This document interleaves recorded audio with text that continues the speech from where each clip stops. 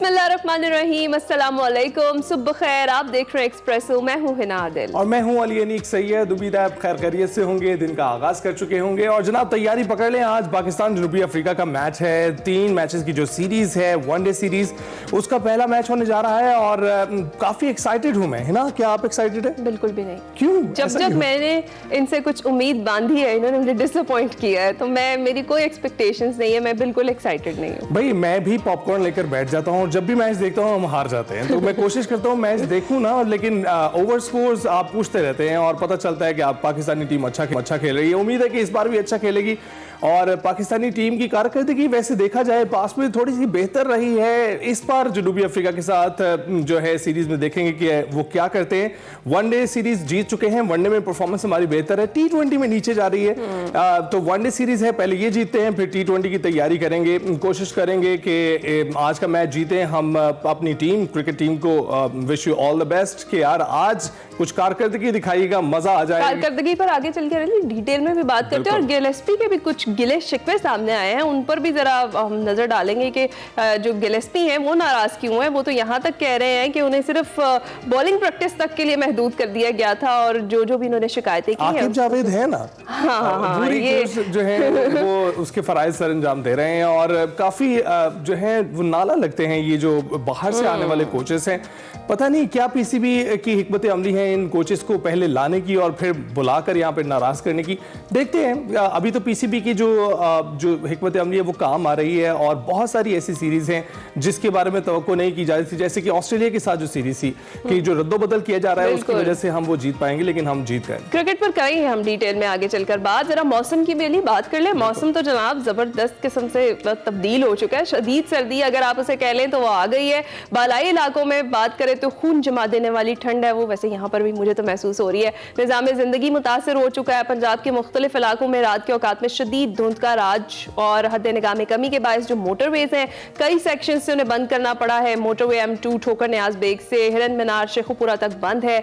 M3 की भी यही सूरत हाल है, लाहौर से ननकाना तक धुंध की वजह से बंद रही है। हद निगाह बेहतर होने पर जो लाहौर से आलकोट मोटरवे है उसको खोल दिया गया। आहिस्ता आहिस्ता जैसे ही धुंध थोड़ी सी छटेगी तो यही प्रोसेस होता है कि मोटरवेज को खोल दिया जाता है। इस सारी सिचुएशन में कुछ वायरल इन्फेक्शंस भी फैल रही हैं। आपने रखना है अपना भी ख्याल और दूसरों का भी। अपना तो आप रखिए, अगर आप हो गए हैं मुतासिर, मास्क जरूर पहने ताकि दूसरे लोग बच सकें। देखिए धुंध वापस आना शुरू हो गई। ये स्मॉग का जो सिलसिला है ना, ये धुंध वापस आने के साथ ही बनता है, तो इसके साथ फिर आपका मास्क का इस्तेमाल निहायत जरूरी हो जाएगा, क्योंकि पर्टिकुलर मैटर शेखुपुरा में आपने देखा ही है कि वो इस वक्त 600 को टच कर रहे हैं, 585 के करीब है।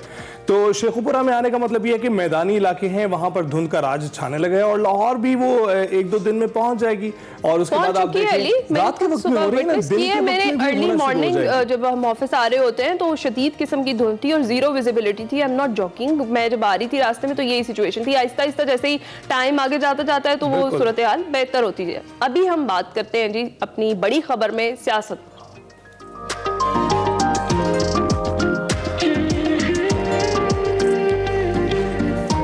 जनाब आपको बताएं कि हुकूमत और तहरीक इंसाफ के दरमियान मुज़ाकरात पर कयास सराइयां पिछले कई दिनों से जारी हैं और पीटीआई हुकूमत से मुज़ाकरात के लिए संजीदा है, मगर हुकूमत संजीदा नहीं दिखाई दे रही। तहरीक इंसाफ ने मुतालबात मंजूर न होने की सूरत में सिविल नाफरमानी की तहरीक शुरू करने का ऐलान किया था, जिस पर रहनुमा तहरीक इंसाफ शौकत यूसुफ ये कहते हैं कि मुज़ाकरात की ख्वाहिश पीटीआई की कमजोरी नहीं है। हुकूमत बचगाना हरकतें छोड़े और फौरी मुज़ाकरात की तरफ आए। गैर संजीदगी के नताइज की जिम्मेदारी हुकूमत पर होगी। ने उन मुज़ाकरात की तरफ इसलिए तवज्जो नहीं दी कि वो शायद समझते हैं कि तहरीक इंसाफ जो है वो कमज़ोर पड़ गई है। ये पता नहीं गलतफहमी क्यों हुकूमत के अंदर पैदा हुई है। ये ओवरसीज पाकिस्तानियों को कहा जाए और जो 33-34 बिलियन डॉलर जो है हर साल आते हैं रेमिटेंसेस की सूरत में, फिर जो पाकिस्तानी बाहर से आते हैं विजिट करते हैं तो 3-4-5 बिलियन डॉलर उनकी इन्वेस्टमेंट आ जाती है। लोग जो गए वो तो अपने घरों को पैसे भेजेंगे, बिल्कुल भेजेंगे, मिडिल ईस्ट को माइनस कर देंगे। अगर इन हालात में अगर 3-4 बिलियन डॉलर्स की कमी आती है तो कितनी मुश्किलात पैदा हो सकती हैं। इसलिए हमारी ख्वाहिश थी कि मुज़ाकरात हो। गवर्नमेंट जो है मुज़ाकरात के लिए तैयार नहीं हो रही, तो फिर जो होगा उसकी तमाम तर जिम्मेदारी हुकूमत पर आयद होगी। उधर चेयरमैन पीटीआई बैरिस्टर गौहर कहते हैं कि सिविल नाफरमानी की कॉल वापस नहीं ली, तहरीक की कॉल बानी ने दी थी और बानी की किसी भी कॉल पर पीटीआई जो पार्लिमानी कमेटी है और अवाम है वो मुकम्मल हिमायत करेंगे।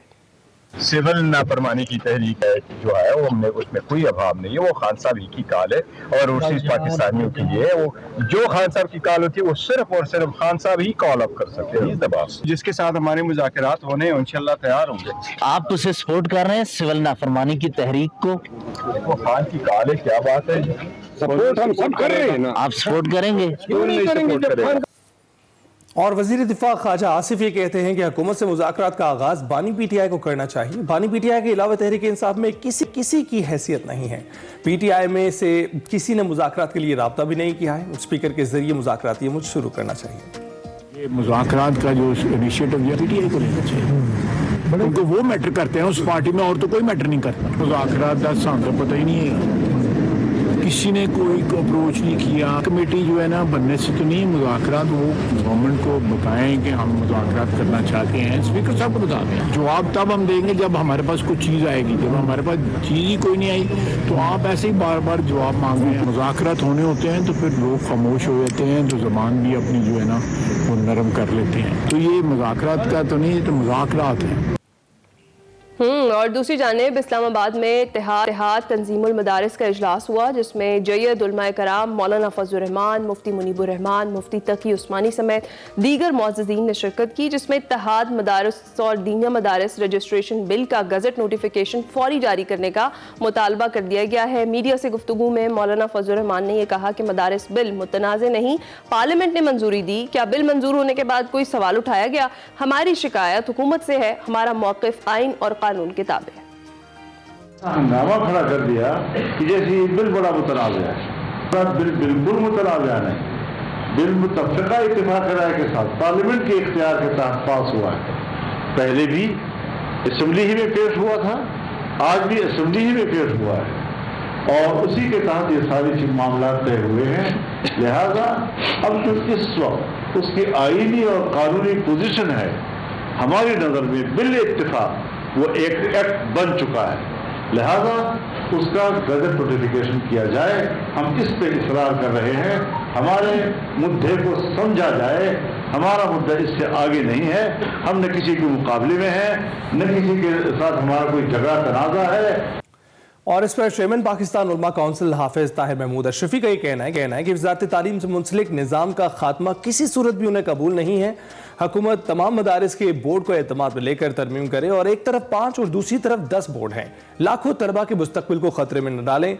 मदारिस के तमाम जिम्मेदारान ने एक दूसरे को तस्लीम करें। वज़ारत तालीम के साथ मदारिस को मुंसलिक करने का मुआहदा भी इन्हीं काबरीन का है।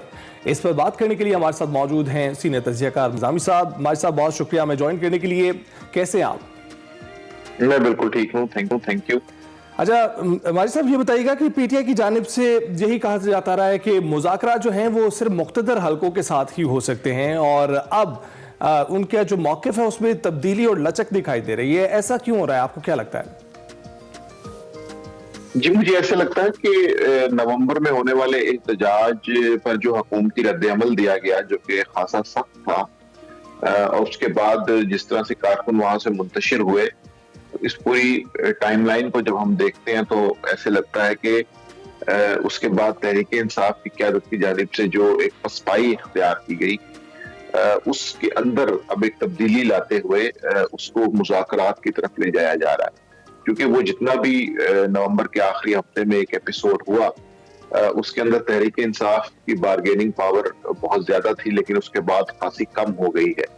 और उसके फौरन बाद जब बानी पीटीआई इमरान खान ने सिविल नाफरमानी की कॉल दे दी, तो उससे पार्टी क़यादत एक और मखमसे में चली गई कि अब इसको किस तरह से इम्प्लीमेंट करवाया जाए, क्योंकि आखिरी एहतजाज को इतना मुतासिरकुन उसका अंजाम नहीं हुआ था। तो ये सारी चीजों को अगर हम सामने रखें तो पता चलता है कि इमरान खान साहब की जानिब से या पार्टी क़यादत की जानिब से उन चीजों से नजरें हटाने के लिए, तवज्जो को दूसरी तरफ मबजूल करने के लिए क्या हम ये समझ सकते हैं कि मुख्तदर हल्के अब पीटीआई से बात नहीं करना चाहते? देखिए, जो भी बात होनी चाहिए वो तो पार्लियामान के फोरम को इस्तेमाल करते हुए ही होनी चाहिए, और हुकूमत को भी इस वक्त कोई खासी दिलचस्पी नहीं है। हाँ, अगर एहतजाज से पहले मुज़ाकरात होते या एहतजाज के दौरान मुज़ाकरात होते और वहां से एक मामला शुरू हो जाता, उस वक्त ये तवक्को की जा सकती थी, क्योंकि उस वक्त हुकूमत कुछ ना कुछ दबाव में लग रही थी, क्योंकि वो जो नंबर इस्लामाबाद की तरफ बढ़ रहा था, या अगर वो इस्लामाबाद के बाहर रुक जाते और उस वक्त मुज़ाकरात होते तो बिल्कुल हुकूमत की जानिब से संजीदगी दिखाई जाती। लेकिन इस वक्त हुकूमत कंफर्टेबल नजर आती है। ये बात दुरुस्त है कि तहरीक इंसाफ एक बड़ी अपोजिशन जमात के तौर पे मौजूद है, लेकिन हमने देखा कि गुज़िश्ता 1-2 महीने में जो वाक़यात हुए उसके बाद इस वक्त हुकूमत कंफर्टेबल नजर आती है।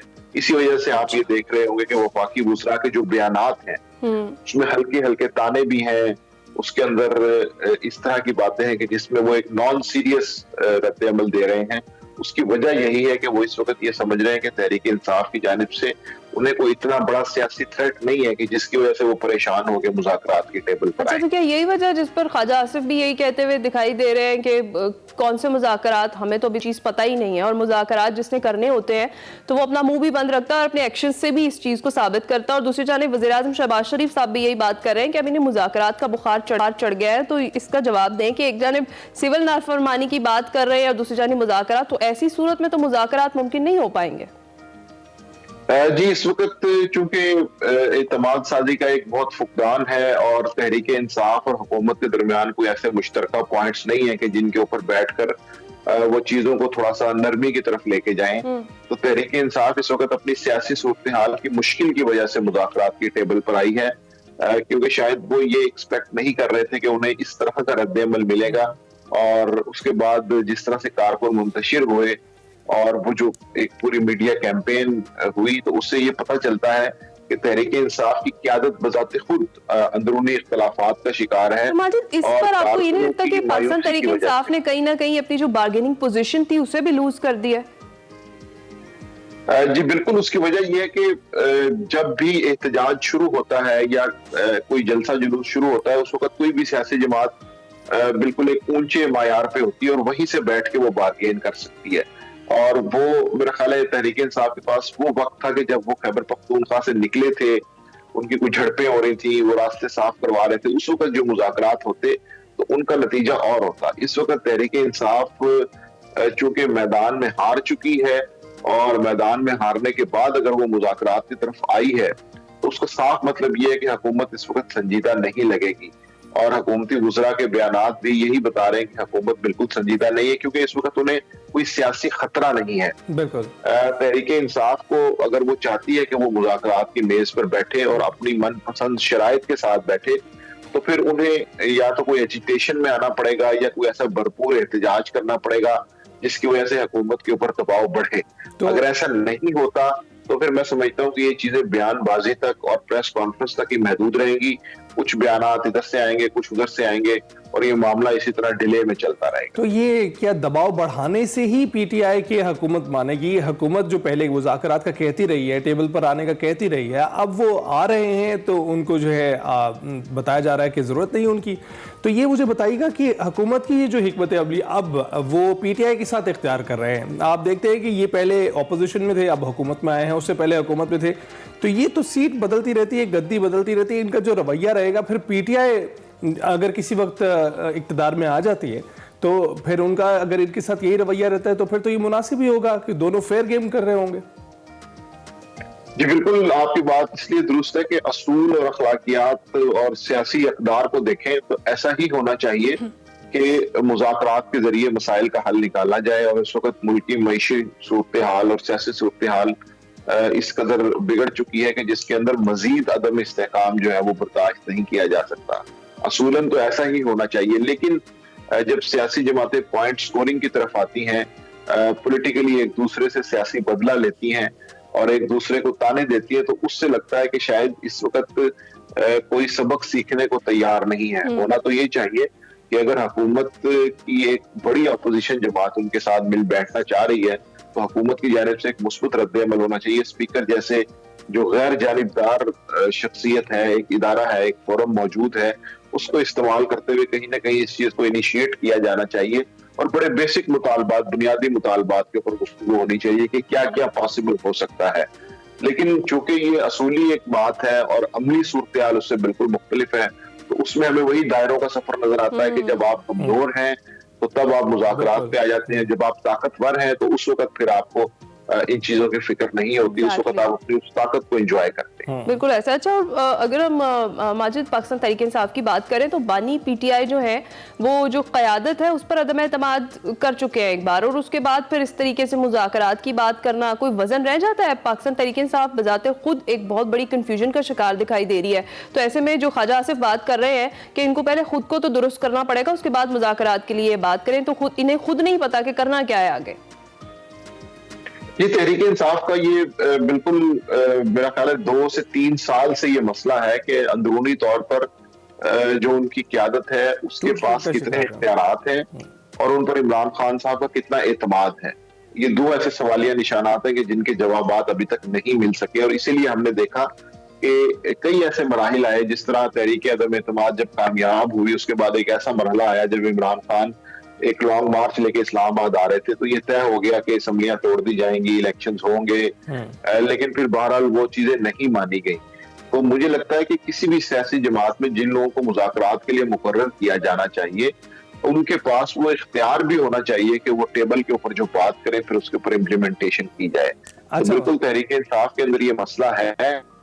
माजिद, आप क्या सजेस्ट करेंगे हुकूमत को नहीं, पीटीआई को क्या सजेस्ट करेंगे आप कि वो पीटीआई किस तरह से अपनी बातें मनवा सकती है, किस तरह से हुकूमत को राजी कर सकती है आप टेबल पर आने के लिए? क्योंकि ख्वाजा आसिफ तो कह चुके हैं कि बानी पीटीआई की जानिब से मुज़ाकरात की बात होगी तो मुज़ाकरात होंगे, और वो तो बानी पीटीआई तो दूर की बात, किसी रहनुमा ने भी अभी तक रब्ता नहीं किया है। तो आपको क्या लगता है कि पीटीआई को अब क्या हिकमत अमली अपनानी चाहिए, क्योंकि दबाव में तो वो हुकूमत को लाते हुए अब दिखाई नहीं दे रहे हैं? जी, तहरीक इंसाफ में यही मामला कि इस वक्त बानी तहरीक इंसाफ इमरान खान को कंफ्यूजन ही सूट करती है। उसकी वजह यह है कि उनके पार्टी के अंदर 2-3 बड़े ग्रुप्स हैं, एक पार्लिमानी जद्दोजहद का कायल है, एक मुजाहमती ग्रुप है, फिर उनकी सोशल मीडिया टीम है, उनके फॉलोअर्स हैं। तो वो तमाम के तमाम क्वार्टर्स को राजी रखना चाहते हैं, क्योंकि इस वक्त वो जेल में है और वो ये समझते हैं कि पार्टी के अंदर कोई झगड़ा नहीं होना चाहिए। तो वो कभी एक मुजाहमती बयान देकर उस क्वार्टर को खुश करते हैं, फिर कभी मुज़ाकरात की बात करके पार्लिमानी पार्टी को अपने साथ जोड़े रखते हैं। तो इस तरह की सिचुएशन के अंदर अपोजिशन की जानिब से, खसूसन इमरान खान की जानिब से उन्हें कंफ्यूजन ही सूट कर रही है, और उससे ये होगा कि उसका अफसोसनाक पहलू ये है कि इन चीजों का हल नहीं निकलेगा, मामला इसी तरह ही चलते जाएंगे। और तहरीक इंसाफ अगर ये चाहती है तो मेरी राय में उन्हें सबसे पहले जो कमेटी है या जो सियासतदान मुज़ाकरात के लिए नॉमिनेट किए जाएं, उनको हाई पावर होना चाहिए और उनके पास ऐसे इख्तियारात होने चाहिए कि वो फैसले कर सके, उनके ऊपर पार्टी का एतमाद होना चाहिए। जब तक ये नहीं होगा उस वक्त तक ये मामला इसी तरह चलेगा। बिल्कुल ठीक है। और माई साहब, दूसरी जानिब तहफ़्फ़ुज़ात तो मौलाना के भी दिखाई दे रहे हैं, क्या आप देख रहे हैं कि मदारिस बिल पर जो मौलाना के तहफ़्फ़ुज़ात हैं वो दूर हो जाएं, या फिर मौलाना सड़कों पर दिखाई दे रहे हैं आपको? जी बिल्कुल, इसमें एक चीज तो बहुत वाज़ेह है कि हुकूमती हलकों की जानिब से इंतहाई गैर जिम्मेदारी और नाअहली का मुजाहरा किया गया। उसकी वजह यह कि जैसे ही तरमीम के मामलात सामने आए, उस वक्त इतनी सियासी हड़बौंग और भगदड़ मची हुई थी कि उसके अंदर ये मुतालबा मान तो लिया गया, लेकिन उस वक्त ये गौर फिक्र नहीं किया गया कि इसके साथ मुस्तकबिल में क्या हो सकता है। तो ये ऐसा मज़ाक़ खेज मामला है कि जिसमें पीपल्स पार्टी, मुस्लिम लीग नून दोनों ने इस बिल के ऊपर वोटिंग में हिस्सा लिया हुआ है, इसकी हिमायत में वोट दिए हुए, लेकिन अब वो ये समझ रहे हैं कि जी बिल के अंदर खामियां हैं। तो एक तो ये हुकूमत की सियासी प्लानिंग का मेरा ख्याल है कच्चा चट्टा खोलने वाली बात है कि उनकी तानिब से कितनी गैर जिम्मेदाराना प्लानिंग की गई, और अब हुकूमत की जानिब से ही इस मामले को सुलझाया जाना चाहिए। उसकी वजह यह है कि जब दोनों ऐवानों में इस पे वोटिंग हो चुकी है, तो इस लिहाज से मौलाना फजलुर रहमान का ये मुतालबा दुरुस्त है कि अब सदर की जानिब से एतराज़ात के बावजूद भी वो कानूनी हैसियत इख्तियार कर चुका है। तो इसलिए अगर हुकूमत चाहती है कि वो एक और एहतजाज, एक और कन्फ्रंटेशन से बचे, तो फिर उन्हें बहरहाल मौलाना फजलुर रहमान के साथ बैठकर सियासी तौर पे एंगेज करना होगा। और अगर वो ये समझते हैं कि कोई तरामीम इसके अंदर ऐसी मौजूद होनी चाहिए कि जिनके बगैर गुजारा नहीं है, तो फिर उन्हें उसके हवाले से एक तरमीमी बिल भी मंजूर करवाना हो सकता है। लेकिन ये वो ऑप्शंस हैं कि जिनकी वजह से یہ دیکھنا چاہیے کہ معاملہ یہاں تک اتنی خرابی تک کیسے پہنچا. بالکل اگر اس ساری چیز کو سیٹل کر لیا جائے گا تو یہ مسئلہ حل ہو جائے گا. بالکل یہ دیکھنا چاہیے کہ معاملہ اتنی خرابی تک کیسے پہنچا. بہت شکریہ ماجد, آپ نے اپنا تجزیہ پیش کیا. بریک پر چلے ہم بات کریں گے عرض پاک پر اپنی جان نچھاور کر کے شہادت حاصل کرنے والے لانس نائک محمد محفوظ شہید کا ذکر ہوگا, اور آج ان کا 53واں یوم شہادت ہے. لانس نائک محمد محفوظ شہید نے 71 کی جنگ میں دشمن کی توپوں کو خاموش کرا دیا تھا. محمد محفوظ شہید نے 1962 میں پاک فوج میں بطور سپاہی شمولیت اختیار کی اور 65 کی جنگ میں دشمن کا ڈٹ کر مقابلہ کیا. محمد محفوظ شہید 1971 کی جنگ میں پنجاب ریجمنٹ کی کمپنی اے کے ساتھ وابستہ ہو گئے اور واقعہ اٹاری کے مقام پر اپنے فرائض انجام دینے لگے. دشمن کا مقابلہ کرتے ہوئے آپ نے مختلف علاقوں کی پیش قدمی کی اور دشمن کے بہت بڑے علاقے کو اپنے قبضے میں لے لیا. اسی دوران جنگ بندی کا اعلان ہوا اور پاکستان نے اپنی کارروائیاں بند کر دی, مگر دشمن نے رات کی تاریکی میں بزدلی کا مظاہرہ کرتے ہوئے پیٹھ پیچھے حملہ کر دیا. وطن عزیز کے بہادر بیٹوں نے دشمن کی فائرنگ کا بھرپور جواب دیا اور اسے سخت جانی اور مالی نقصان بھی پہنچایا.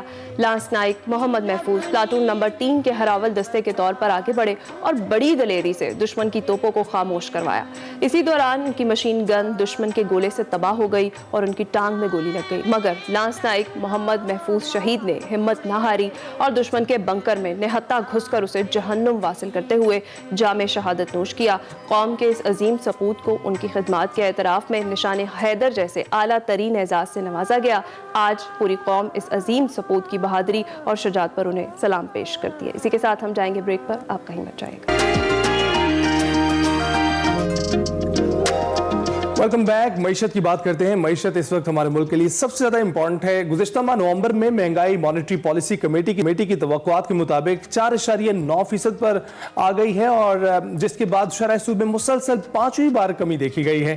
اسٹیٹ بینک نے گزشتہ روز شرح سود میں 2% کمی کی ہے, یعنی 15% سے اب 13% پر آ گئی ہے. ادھر حکومت کی مثبت پالیسیوں کی ثمرات کے باعث سرمایہ کاروں کا اعتماد بحال ہو رہا ہے اور اسٹاک مارکیٹ میں ریکارڈ پر ریکارڈ بن رہے ہیں. گزشتہ روز 100 انڈیکس 1,16,000 پوائنٹس کی بلند ترین سطح کو چھو گیا. حکومت مہنگائی میں مسلسل کمی کے دعوے کر رہی ہے, مگر عوام شکوہ قناع ہے کہ اشیاء سستی نہیں مل رہی ہیں. چند اشیاء کے علاوہ دام وہی ہیں. اس پر بات کرنے کے لیے ہمارے ساتھ موجود ہیں ہمارے خاص گیسٹ ڈاکٹر خاقان نجیب, جو کہ ماہر معاشیات ہیں. السلام علیکم ڈاکٹر صاحب, گڈ مارننگ, کیسے ہیں آپ؟ وعلیکم السلام, thank you for having me, I am fine. Doctor صاحب, اگر مانیٹری پالیسی کی بات ہی کر لیتے ہیں تو 2% کمی ہو گئی ہے. 13% پر اس کا آنا جو ہے, اسے کتنا خوش آئند آپ سمجھتے ہیں, اور اس سے جو کاروبار ہے اسے کتنی تقویت ملے گی پھر؟ دیکھیں, ایک تو سب سے پہلی بات یہ ہے کہ قیمتوں میں کمی نہیں ہوئی, مہنگائی میں کمی نہیں ہوئی. مہنگائی جس شرح سے بڑھ رہی ہے اس میں کمی ہوئی ہے. سو لوگ بالکل ٹھیک فیل کرتے ہیں کہ جب وہ بازار جاتے ہیں تو چیزیں کچھ فیصد ان کو مہنگی دکھتی ہیں. اب اس کو ہمیں سمجھنا ہے. اس نومبر میں جو چیزیں ہیں وہ 5% کے قریب مہنگی ہوئیں کمپیئر ٹو لاسٹ نومبر.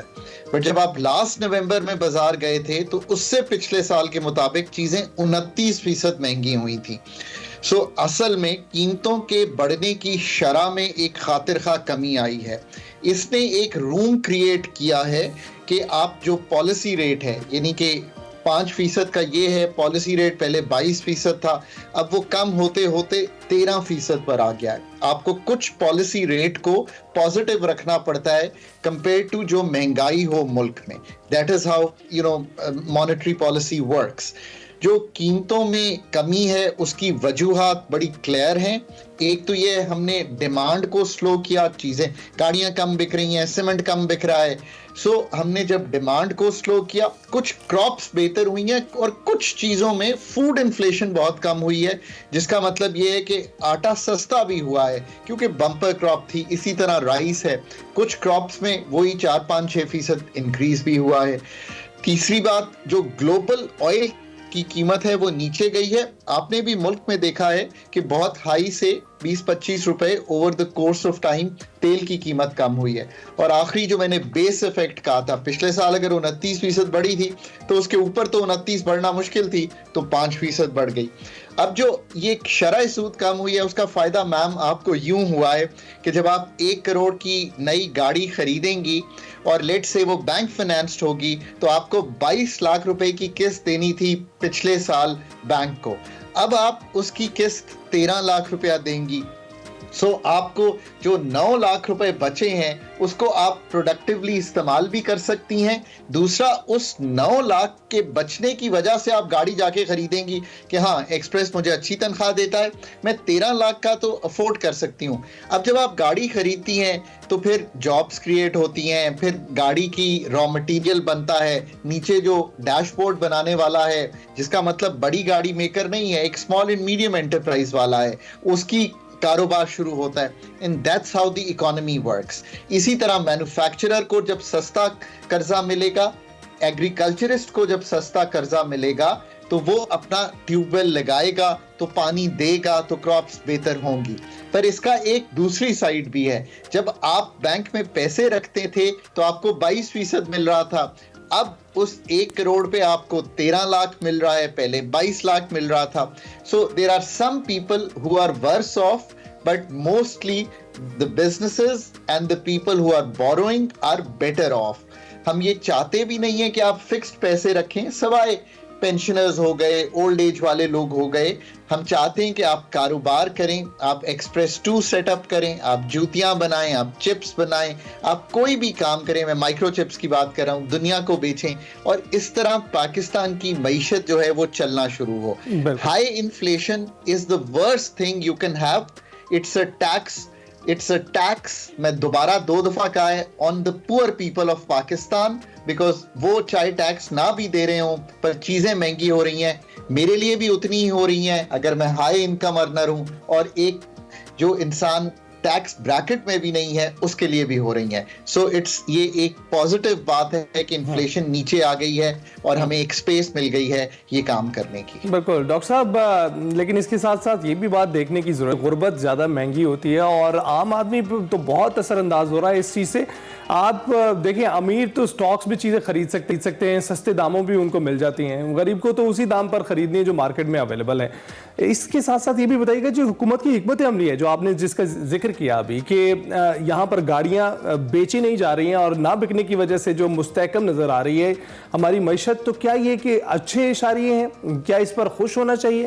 کیونکہ مارکیٹ کا جو اچھا پن ہے وہ اس طرح سے دکھانا کہ مارکیٹ چل ہی نہیں رہی, تو یہ کیا اچھائی ہوئی؟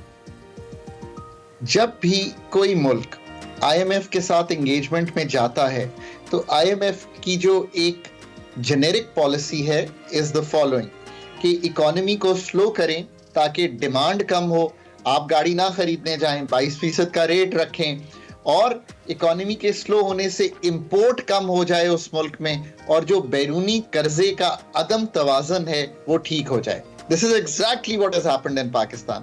اور یہ بھی یاد رکھیے 2013 سے آئی ایم ایف میں تھے, 2019 میں آئی ایم ایف پہ تھے, 2024 میں آئی ایم ایف میں تھے, یہ تیسری بار میں یہی چیز پاکستان میں ہوتے ہوئے دیکھ رہا ہوں. تو جن کی انسٹیٹیوشنل میموری ہے ان کو آپ کی بات کو بہت غور سے سننا چاہیے. اس لیے سننا چاہیے کہ یہ تیسری بار وہی چیز ہو رہی ہے کہ ایک اسٹیبلائزیشن کا پروسیس دکھائی دے رہا ہے. اس کا جو جسے کہیں نقصان ایک سینس میں ہوتا ہے وہ جب آپ یہ سب کام اسٹیبلائزرز لگاتے ہیں تو جو گروتھ ہے یعنی کہ ملک میں وہ رک جاتی ہے, اور رک گئی ہے. پاکستان کی گروتھ 2.5-3% کے قریب ہے, یہ کوئی اچھا گروتھ ریٹ نہیں ہے. اب یہ وقت ہے اور یہ سپیس ہے. اب میں انگریزی میں یہ اس لیے کہوں گا کہ یہ پروبیبلی جملہ, میں تو شاید 3 سال بعد آپ کے ساتھ نہ ہوں انٹرویو پہ, جو بھی ہو اس کو سنوائیے گا, کہ میں کہتا تھا this is the time and space to do the fundamental work of the economy. وہ ہم نے نہیں کیا.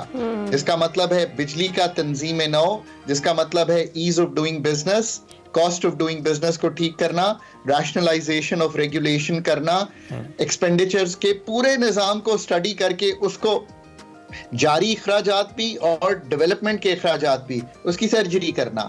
یہ ایسی چیزیں میں نے سامنے رکھی ہیں جو 77 سال سے نہیں کی, اور جو کرنے بھی جاتے ہیں پرائیویٹائزیشن پی آئی اے کی تو we come out not looking that good.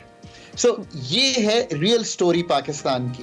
ہم نے اگر 10 منٹ میں اس کا احاطہ کر دیا ہے تو ہمیں امید رکھنی چاہیے نا کہ اتھارٹیز جو ہیں وہ اس کو سمجھیں گی یا سمجھتی ہیں. اتھارٹیز تو سارا ٹیکس کے نظام پر چلانا چاہ رہی ہیں, اور ٹیکس کا نظام بھی اسی وقت چلے گا جب لوگ کما رہے ہوں گے, تبھی وہ ٹیکس دے پائیں گے نا.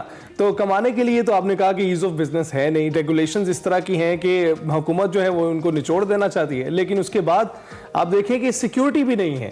جہاں پر کبھی کرونا آ جاتا ہے تو ان کو سیکیورٹی تحفظ جو ہے باہر کے بینک جو ہیں وہ دے رہے ہوتے ہیں, اور ملکی بینکس جو ہیں وہ آپ کو ان کی مرہون منتی دکھائی دیتے ہیں. تو آپ اس طرح کی اکانومی میں سمجھتے ہیں کہ اس میں حکومت کو کوئی کریڈٹ دینا چاہیے, یا یہ پھر سے وہی صورتحال ہے؟ پاکستان کی اکانومی بہیو کر رہی ہے ٹپکلی جیسے کہ اکانومیز بہیو کرتی ہیں when they have an IMF engagement. IMF کی ایک پرسکرپشن کے تحت اکانومی کو سلو کر کے اور خساروں کو کم کر کے اور کچھ سٹرکچر پہ کام کر کے اکانومی کو ایک سنبھالا دے دیا گیا ہے.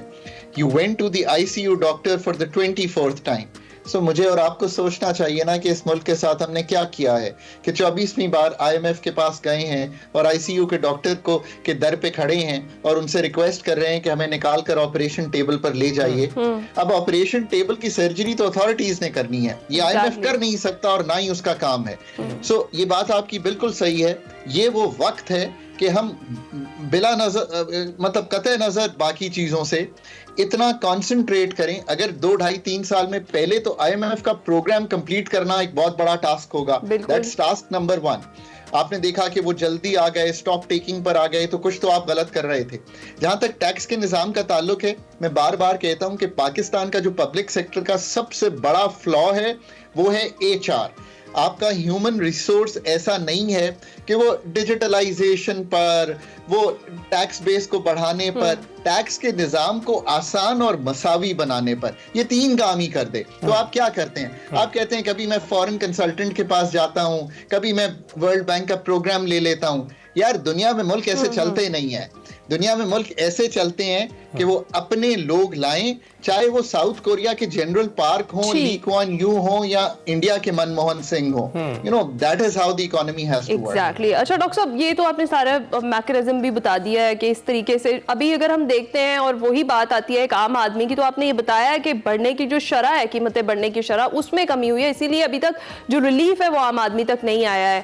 عام آدمی کو ریلیف دینے کے لیے آپ 1 سال پہلے بھی اسی پروگرام میں آپ کچھ تجاویز پیش کر رہے تھے. آج بھی ہم چاہیں گے کچھ تجاویز آپ دیں کہ کون کون سے ایسے اقدامات ہیں جو کرنے چاہیے اور جو واقعی وقت کی ضرورت ہے اور ابھی ہو جانے چاہیے.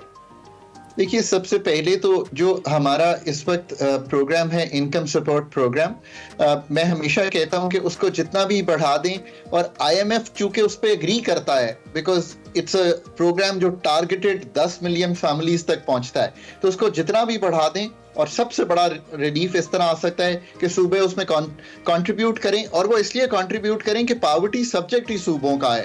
سو جو وفاق 660 ارب خرچ کرنے جا رہی ہے وہ صوبوں کو اس کو ساتھ ملا. یہ ریلیف نمبر 1 دیا جا سکتا ہے. ریلیف نمبر 2 یہ ہے کہ جو ڈیولپمنٹ بجٹ ہے اس کو ریشنلائز کر کے ان پروجیکٹس پہ خرچ کریں کہ ایک سڑک اگر 60% بن گئی ہے اس پہ 40% خرچ کریں, وہ کمپلیٹ ہو جائے گی, نہ کہ نئے پروجیکٹس بناتے چلے جائیں. ابھی میں کہیں پڑھ رہا تھا کہ 12 سال لگیں گے ان پروجیکٹس کو ختم ہونے پر. نئے پروجیکٹس تو پلیز ان کا اجرا نہ کریں, ان پروجیکٹس کو خرچ کریں. اور نمبر 3 یہ ہے کہ یہ سوچیں کہ نوکریاں کیسے کریٹ ہو سکتی ہیں. بہت سے طریقے ہیں نوکریاں کریٹ کرنے کے. اس کا یہ مطلب نہیں ہے کہ سرکار ہائر کرے, اس کا مطلب یہ ہے کہ کیا مراعات in terms of ease of doing business. مطلب ابھی وہ میں دیکھ رہا تھا, ٹرمپ نے ایک اپنی اسپیچ میں کہا کہ میں آؤں گا نا تو جو $1 بلین لے کے آئے گا میں فاسٹ ٹریک کر دوں گا اس کی انویسٹمنٹ امریکہ میں. اب لک ایٹ اٹ کہ وہ وہاں بیٹھا یہ کہہ رہا ہے, مطلب the US president is thinking کہ یار اپنی ریگولیشن کو میں کیسے کروں کہ $1 بلین کا میرا انویسٹر آ جائے. تو آپ پاکستان میں بھی یہ کر دیں. مطلب ایسے انویسٹرز کو خوش آمدید کہنا چاہیے, اور ان کی وجہ سے نوکریاں بھی پیدا ہوں گی, اور پھر نوکریاں پیدا ہوں تو ان کو پے بھی ٹھیک کریں کہ اپنا روزگار ٹھیک طریقے سے چلا سکیں. ڈاکٹر صاحب بہت شکریہ ہم سے بات کرنے کے لیے, اور آپ نے دیکھا صاحب کی تجاویز وہی ہیں, وہیں پر ہم کھڑے ہیں جہاں پر پہلے کھڑے تھے, اور مارکیٹ میں جو رد و بدل ہے اس کا ابھی ثمرات آنا عوام تک باقی ہیں. امید کرتے ہیں کہ حکمران جلد ہی یہ ثمرات وہاں تک پہنچا دیں گے. حاضر ہوں گے ایک بریک کے بعد. वेलकम बैक टू एक्सप्रेसो जी। शहर कायद में एक बहुत बड़ा मसला चल रहा है जिस पर अभी हम बात करने लगे हैं। कराची की तारीख में पानी का बदतरीन बहरान जो है वो जारी है। 84 इंच कुतर की जो लाइन की मरम्मत का काम मुकम्मल जारी है और साथ ही फिर धाबेजी में भी पानी की लाइन फटने की खबर सामने आ गई, जिसके सबब कई इलाकों को 2 हफ्ते से पानी फराहम नहीं किया जा सका है और शहरी बूंद बूंद पानी को तरस गए हैं। दूसरी जानिब अगर देखें तो टैंकर माफिया और पानी चोरी करने वाले अनासर की चांदी हो गई है, क्योंकि जब भी कोई बहरान सर उठाता है उसमें माफियाज जो है वो एक्टिव हो जाते हैं और वो अब महंगे दामों पानी फरोख्त कर रहे हैं। कब तक काम मुकम्मल हो जाएगा और शहरियों को पानी की फराहमी यकीनी होगी, इस पर हमने बात करनी है जो कि बड़ी ज़रूरी है। हमारे साथ सलाहुद्दीन अहमद साहब मौजूद हैं, MD वाटर कॉर्पोरेशन हैं, और उनसे बात कर लेते हैं। बिल्कुल सर, कैसे आप? जी बहुत शुक्रिया, thank you very much, I am fine अल्हम्दुलिल्लाह। अच्छा ये बताइएगा, यूनिवर्सिटी रोड पर रेड लाइन की तामीरात के दौरान 84 इंच कुतर की जो पाइपलाइन पर तामीर के हवाले से अपडेट्स हैं वो क्या है आपके पास और कब तक काम मुकम्मल हो जाएगा? जी देखिए, इस वक्त यूनिवर्सिटी रोड पे जो ये साइफन 19 है, जो 84 इंच डाया का पाइपलाइन है, इसके ऊपर पिछले 1.5 दिन से काम चल रहा है और इंशाल्लाह ताला हमारी कोशिश ये है कि इसको कल रात 12 बजे तक कंप्लीट कर लिया जाए। हमने पाइप लोअर कर दिए हैं, जो MS की पाइपलाइन जिसके 32 फुट का ये पूरा सेक्शन है, और इसके बाद इसके ऊपर वेल्डिंग के जो है वो पासेस लगते हैं, जिसकी वजह से वक्त लगता है थोड़ा सा, क्योंकि जहाँ पे भी ये वेल्डिंग हो रही होती है उसको इंश्योर करना होता है कि वो फिर कहीं दोबारा किसी सूरत में लीकेज वगैरह ना हो। तो इंशाल्लाह ताला कल रात 12 बजे तक की मैंने डेडलाइन अपने तमाम अफसरान और जो लड़के हमारे काम कर रहे हैं उनको दी हुई है इंशाल्लाह ताला, और मैं मुस्तकिल इनसे राब्ते में भी हूँ। Karachi water and sewerage corporation की कोशिश है कि जैसे ही ये लाइन तैयार होती है तो हम अभी आपने तस्करा किया धाबे जी की लाइन जो है वो इंशाल्लाह ताला आज रात तक जो है वो वैसे ही कंप्लीट हो जाएगी, उसमें कोई परेशानी। बिल्कुल सलाहुद्दीन साहब, वी कैन सी कि आप 2 दिन से इसी पर हैं और बिल्कुल डिवोटेड हैं इस काम के लिए। अच्छा ये बताइएगा कि वैसे भी कराची में पानी का मसला रहता ही है, अब ये मसला जो हो गया है इतना बड़ा, उससे पानी की फराहमी जो है वो बहुत सारी जगहों पर नहीं है, तो कितने फीसद इलाकों को पानी की कमी है और फिर वहां पर जो पानी की कमी है उसको पूरा करने के लिए क्या क्या इकदाम किए जा रहे हैं? देखिए हमारा ना डिस्ट्रिक्ट सेंट्रल, डिस्ट्रिक्ट ईस्ट और किमाड़ी का थोड़ा सा पोर्शन और जो साउथ का पोर्शन है वो मुतासिर है। हमारे पास जो सबसे अहम चीज जिसको हम चला सकते हैं वो ये है कि K2 और K3 जो हमारी दूसरे जो लाइनें हैं उनको हम 100% चला रहे हैं इस वक्त। जिसमें जो सेंट्रल नॉर्थ कराची का इलाका है उसको पानी मिल रहा है। दूसरा जो इम्पोर्टेंट तरीन बात है वो ये है कि हमारी जो ये K3 की लाइन है उसको भी हम प्रॉपर तरीके से चला रहे हैं ताकि बाकी जगहों पे भी लोगों को पानी मिले। यहाँ जो हमारा K1 का पानी है इसको भी जो समझे को 33% के करीब इस वक्त उसमें से पानी चल रहा है। बाकी पानी इस वक्त इसलिए भी बंद किया गया है क्योंकि ये सब इंटरकनेक्टेड है।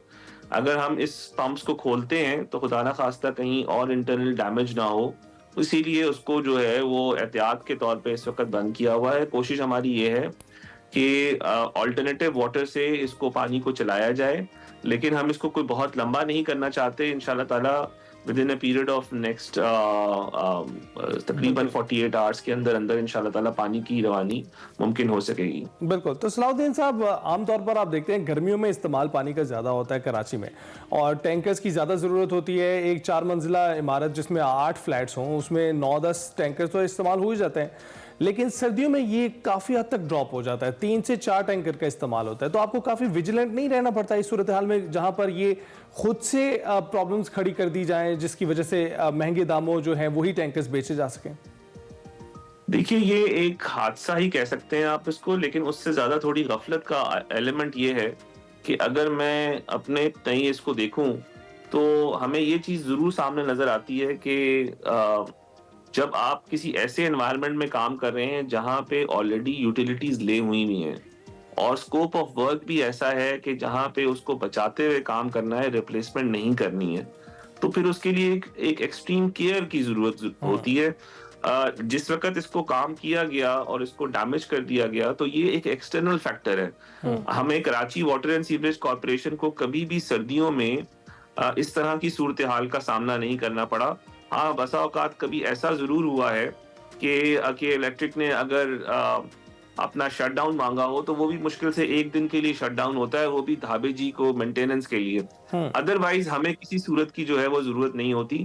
میری کوشش یہی ہے کہ Karachi water and sewerage corporation آج یہ باقی جگہوں کو بھی دیکھ لے, کہیں ایسا نہ ہو کہ اسی سائفن کے اندر کوئی خدا نہ خواستہ کوئی اور لیکیج ہو. ہماری ٹیمیں اندر پائپ کے اس وقت گئی ہوئی ہیں, کنفائنڈ انوائرمنٹ کے اندر ہیں اور اس پہ کام بھی کر رہی ہیں. بالکل ٹھیک ہے, بہت شکریہ. صلاح الدین احمد صاحب ہمارے ساتھ موجود تھے, اور ان کے مطابق یہ جو 84 انچ کی جو ڈایا کی جو لائن ہے اسے مرمت کا کام جو ہے وہ کل شام تک مکمل کر لیا جائے گا, اور جو دھابے جی کی 72 انچ مین لائن پھٹی ہے اس پر جو مرمت کا کام ہے وہ آج شام تک مکمل کر لیا جائے. تو امید ہے کہ آج یہ جو مسئلہ ہے دھابے جی والا اور دوسرا کل تک انشاءاللہ ریزالو ہو جائے گا, کیونکہ پانی جو ہے وہ ایک بیسک نیسیسٹی ہے, اس کے بغیر بالکل زندگی کیا کہہ لیں کہ کچھ ہے ہی نہیں ہے. پانی کی ضرورت کو پورا کرنے کے لیے یہ بہت ضروری ہے کہ اس کی مرمت جلد سے جلد. اس قدر سنجیدہ ہے وہاں پر کہ جب بارشیں ہوتی ہے پانی کھڑا ہو جاتا ہے تو پانی کی جو پرووائڈ کرنے کے لیے ٹینکرز آتے ہیں آپ کی بلڈنگز تک, وہ نہیں پہنچ پاتے تو آپ پانی کا استعمال بھی نہیں کر پاتے ہیں. تو پانی ایک بہت بڑا مسئلہ ہے کراچی کا, اور کراچی کو خاص طور پر ضرورت ہوتی ہے اس کی. تو ضرورت اس امر کی ہے کہ جتنی جلد ہو سکے اس پر قابو پایا جائے, اور جیسا کہ ابھی بتایا ہمارے گیسٹ نے کہ ایسی صورتحال کبھی پیدا نہیں ہوئی سردیوں میں خاص کر, کیونکہ پانی کا مسئلہ عموماً گرمیوں میں ہی زیادہ ہوتا ہے. ابھی بریک پر جائیں گے. ویلکم بیک جناب. بات کریں گے کرکٹ کی, اور پاکستان اور جنوبی افریقہ کے درمیان 3 ون ڈے میچز کی سیریز کا پہلا میچ ہے آج ہوگا. میچ پاکستانی وقت کے مطابق شام 5 بجے کھیلا جائے گا. One day matches Paarl, Cape Town اور جوہانسبرگ میں ہوں گے, اور دونوں ٹیمیں ایک روزہ کرکٹ میں 83 بار سامنے آ چکی ہیں, اور جنوبی افریقہ کا 30 کے مقابلے میں 52 فتوحات سے پلڑا بھاری ہے جناب. دوسری جانب قومی کرکٹ ٹیم کے کپتان محمد رضوان پرعزم ہیں, کہتے ہیں کہ T20 سیریز کے نتائج توقعات کے مطابق نہیں تھے, مگر ون ڈے سیریز کا پہلا میچ جیتنے کے لیے پرعزم ہے. انہوں نے کہا ہے کہ ون ڈے میں ہمارا ردم اچھا ہے اور اس کو برقرار رکھنے کی وہ کوشش بھی کریں گے. ہم آسٹریلیا اور زمبابوے کے خلاف ون ڈے سیریز جیت چکے ہیں, اور جنوبی افریقہ کو شکست دینا ہمارا اگلا ہدف ہے. دوسری جانب پاکستان ریڈ بال ٹیم کے مستعفی کوچ جیسن گلیسپی نے دل کی بھڑاس نکالتے ہوئے پی سی بی حکام کو سخت تنقید کا نشانہ بنایا ہے. آسٹریلین میڈیا کو انٹرویو دیتے ہوئے جیسن گلیسپی نے کہا کہ ہائی پرفارمنس کوچ ٹم نیلسن کے معاملے پر بے خبری جو ہے ناراضی کا سبب بنی. ٹم نیلسن کو نہ رکھنے کے فیصلے سے مجھے مکمل بے خبر رکھا گیا, اور سابق آسٹریلوی فاسٹ بالر کا موقف تھا کہ سلیکشن کمیٹی کے معاملات سے دور کرنے کے بعد میرے اختیارات کو بہت زیادہ محدود کر دیا گیا تھا. سلیکشن میں جب اعتماد میں نہیں لیا جائے گا تو میچ کی پلاننگ کیسے ہو سکتی تھی, جبکہ بابر اعظم کو ڈراپ کرنے کے بارے میں بھی مجھ سے رابطہ نہیں کیا گیا. جیسن گلیسپی کا موقف یہ ہے کہ میرا کام صرف میچ والے دن کھلاڑیوں کو کیچ پریکٹس کروانا ہی رہ گیا تھا. ان حالات میں بہتر سمجھا کہ استعفیٰ دے کر گھر چلا جاؤں. یہ ساری کرکٹ کی سچویشن ہے. ساتھ ہی ساتھ چیمپئنز ٹرافی کے کیا حال ہے, کب جاری ہونا ہے اسکیجول, اس پر ہم نے بات کرنی ہے. ہمیں اسٹوڈیوز میں جوائن کر چکے ہیں محمد یوسف انجم صاحب, اور اس کے ساتھ ساتھ ہمیں جوائن کریں گے سید محمد اویس بھی. السلام علیکم یوسف صاحب, کیسے ہیں آپ؟ وعلیکم السلام, آپ لوگ کیسے ہیں؟ الحمدللہ. سب سے پہلے ذرا چیمپئنز ٹرافی کا تو بتائیں, کب یہ معمہ حل ہونا ہے اور کب ہمیں شیڈیول جو ہے اس کا اعلان ہونا ہے؟ ہم تو ترس گئے ہیں اب کرکٹ شائقین. دیکھیں نا, ایسی کچھ بات ہے کہ آئی سی چیمپئن ٹرافی کی میزبانی پاکستان کو کرنی, اور جب پاکستان میں کوئی ایونٹ ہوتا ہے تو اس پہ کچھ سوالیہ نشانات بھی ہوتے ہیں. انڈیا ٹیم کے انکار کے بعد یقینی طور پر پاکستان کے لیے ایک بڑا چیلنج تھا کہ کسی صورت یہ چیمپئن ٹرافی پاکستان کے ہاتھ سے نہ جائے. گو کہ کچھ ایسی اطلاعات بھی تھیں کہ چیمپئن ٹرافی کی میزبانی انڈیا پاکستان سے چھین لے گا. اس کے لیے اس نے دوسرے ممالک سے بھی بات کی ہوئی تھی, لیکن اللہ کا شکر ہے کہ چیمپئن ٹرافی پاکستان میں ہی ہونے جا رہی ہے, اور کافی دنوں سے انتظار تھا کہ اس کے جو اسکیجول اس کا باقاعدہ اعلان کیا جائے. بہت سے دن گزرتے گئے, ڈیٹس پہ ڈیٹس آتی گئی, لیکن آج کبھی امکان ہے کہ یہ معاملہ حل کر لیا جائے گا. اب اس میں جو رکاوٹ ہے وہ یہ کہ انڈیا اور پاکستان کے درمیان جو ایگریمنٹ فیوژن ماڈل جو 3 سال کا, اس پہ جو ایگریمنٹ ابھی تک ابتدائی بات چیت مکمل ہو گئی ہے. تمام معاملات طے ہے کہ انڈیا کی ٹیم اپنے جو میچز ہے وہ دبئی میں کھیلے گی, جبکہ اگر آئی سی سی چیمپئن ٹرافی کا سیمی فائنل اور فائنل اس میں بھی انڈیا کوالیفائی کرتا ہے تو وہ بھی دبئی میں ہوگا. دوسری جانب پاکستان کا ایشو یہ تھا کہ کیونکہ انڈین ٹیم پاکستان آ کر نہیں کھیل رہی, تو پاکستان نے بھی یہ اپنا موقف اپنایا تھا کہ ہم بھی انڈیا میں جا کر نہیں کھیلیں گے. اب صرف ہماری اطلاعات کے مطابق جو رکاوٹ ہے وہ صرف یہ ہے کہ 2026 کا جو T20 ورلڈ کپ ہونا, اس میں جو پاکستان کا انڈیا کا میچ ہوگا وہ تو سری لنکا میں ہوگا. یہ اس پہ اگر یہ سب چیزیں دونوں بورڈز, لیکن اگر پاکستان سیمی فائنل یا فائنل میں پہنچتا ہے تو پھر انڈیا کا ابھی تک اصرار قائم ہے کہ وہ جو ایونٹس ہوں گے, دونوں میچز ہوں گے, وہ سیمی فائنل اور فائنل وہ انڈیا میں ہی ہوں گے. اس پر پاکستان کرکٹ بورڈ تھوڑا سا अपना मौका अपनाने की कोशिश कर रहा है कि ये जो मामला आगे बढ़ रहे हैं इसमें ये आखिरी रुकावट इसको भी आज अगर दूर हो जाती है, यकीनी तौर पर आज जो उसका जो प्रोग्राम है तमाम मैचेस का वो जारी हो जाएगा। और अब तक की इतलात के मुताबिक 3 मैचेस जो इंडिया के साथ होंगे, न्यूजीलैंड, बांग्लादेश और पाकिस्तान के, वो दुबई में होंगे। सेमीफाइनल और फाइनल भी दुबई में होगा, जबकि 10 मैचेस की मेज़बानी पाकिस्तान क्रिकेट बोर्ड करेगा। और उसके लिए जो वेन्यूज़ अभी तक कंफर्म हुए हैं वो उसमें लाहौर है, कराची और पिंडी है। लेकिन कल कुछ ऐसी इतलात भी थी कि जो ब्रॉडकास्टर वो ये चाहते हैं कि जो वेन्यू उसको स्क्रैप कर दिया जाए, क्योंकि इससे जो अखराजात होंगे वो भी यकीनी तौर पर बहुत ज़्यादा होंगे, क्योंकि 4 वेन्यूज़ पर एक साथ लॉजिस्टिक इंतजाम करना, ब्रॉडकास्टिंग टीम को वहाँ पर भिजवाना यकीनी तौर पर एक मुश्किल बात थी। और लेकिन पाकिस्तान क्रिकेट बोर्ड ने इस तमाम इतलात की तरदीद की कि ऐसा कुछ नहीं होने जा रहा, और ये जो वेन्यूज़ हैं लाहौर, कराची, पिंडी, यही कन्फर्म है अभी। बिल्कुल, यूसुफ भाई ने तो एक पूरा खाका खींच दिया है, और जिसको नहीं मालूम था उनके इस एक जवाब से ही उसको अच्छी तरह से मालूम हो गया होगा कि चैंपियंस ट्रॉफी का जो है अब ऊंट किसी करवट बैठने लगा है और तैयारी पूरी जारी है। अवैस इस वक्त हमारे साथ मौजूद हैं। अवैस, बताइएगा, नाकामी हुई है T20 सीरीज में हमें, और उसके बाद अब ये वनडे सीरीज आ गई है। वनडे में हमारा रिकॉर्ड अच्छा चल रहा है और सीरीज भी जीतते चले आ रहे हैं, तो आप बताइएगा जो 15 रुकनी स्क्वाड है इससे आपकी क्या तवक्कुआत है इस बार? देखिए, अनफॉर्चुनेट है कि आपकी अगर T20 सीरीज की बात करें तो अगर मैं स्पेसिफिकली बात करूं, रिजवान की ऐसा कप्तान, आपको पता है इस वक्त आप 5 मैचेस ऑन द ट्रॉट हार चुके हैं। ऑस्ट्रेलिया के 3 और साउथ अफ्रीका के 2, सिर्फ एक मैच जो उनसे वो ड्रॉ हुआ था। वो जो फील द हीट वाला बात अगर मैं करूं तो रिजवान इस वक्त तो फील कर रहे होंगे, क्योंकि जिस तरीके की उनकी परफॉर्मेंस रही है, खास करके अगर कप्तानी की बात करें, पिछले मैच के अंदर आपको पता है बहुत से लूप होल्स आपको नजर आए थे। शाहीन शाह अफरीदी को पहले भेजना, इरफान नियाजी को बाद में भेजना, उसके बाद सुफियान मुकीम जैसा एक यंगस्टर है उसको अपना ओवर दे देना। मुझे एक चीज़ अच्छी लगती थी रिजवान की, और लगती भी है, वो ये है कि फील्ड को बहुत ज़्यादा बिजी रखते हैं, बात करते रहते हैं।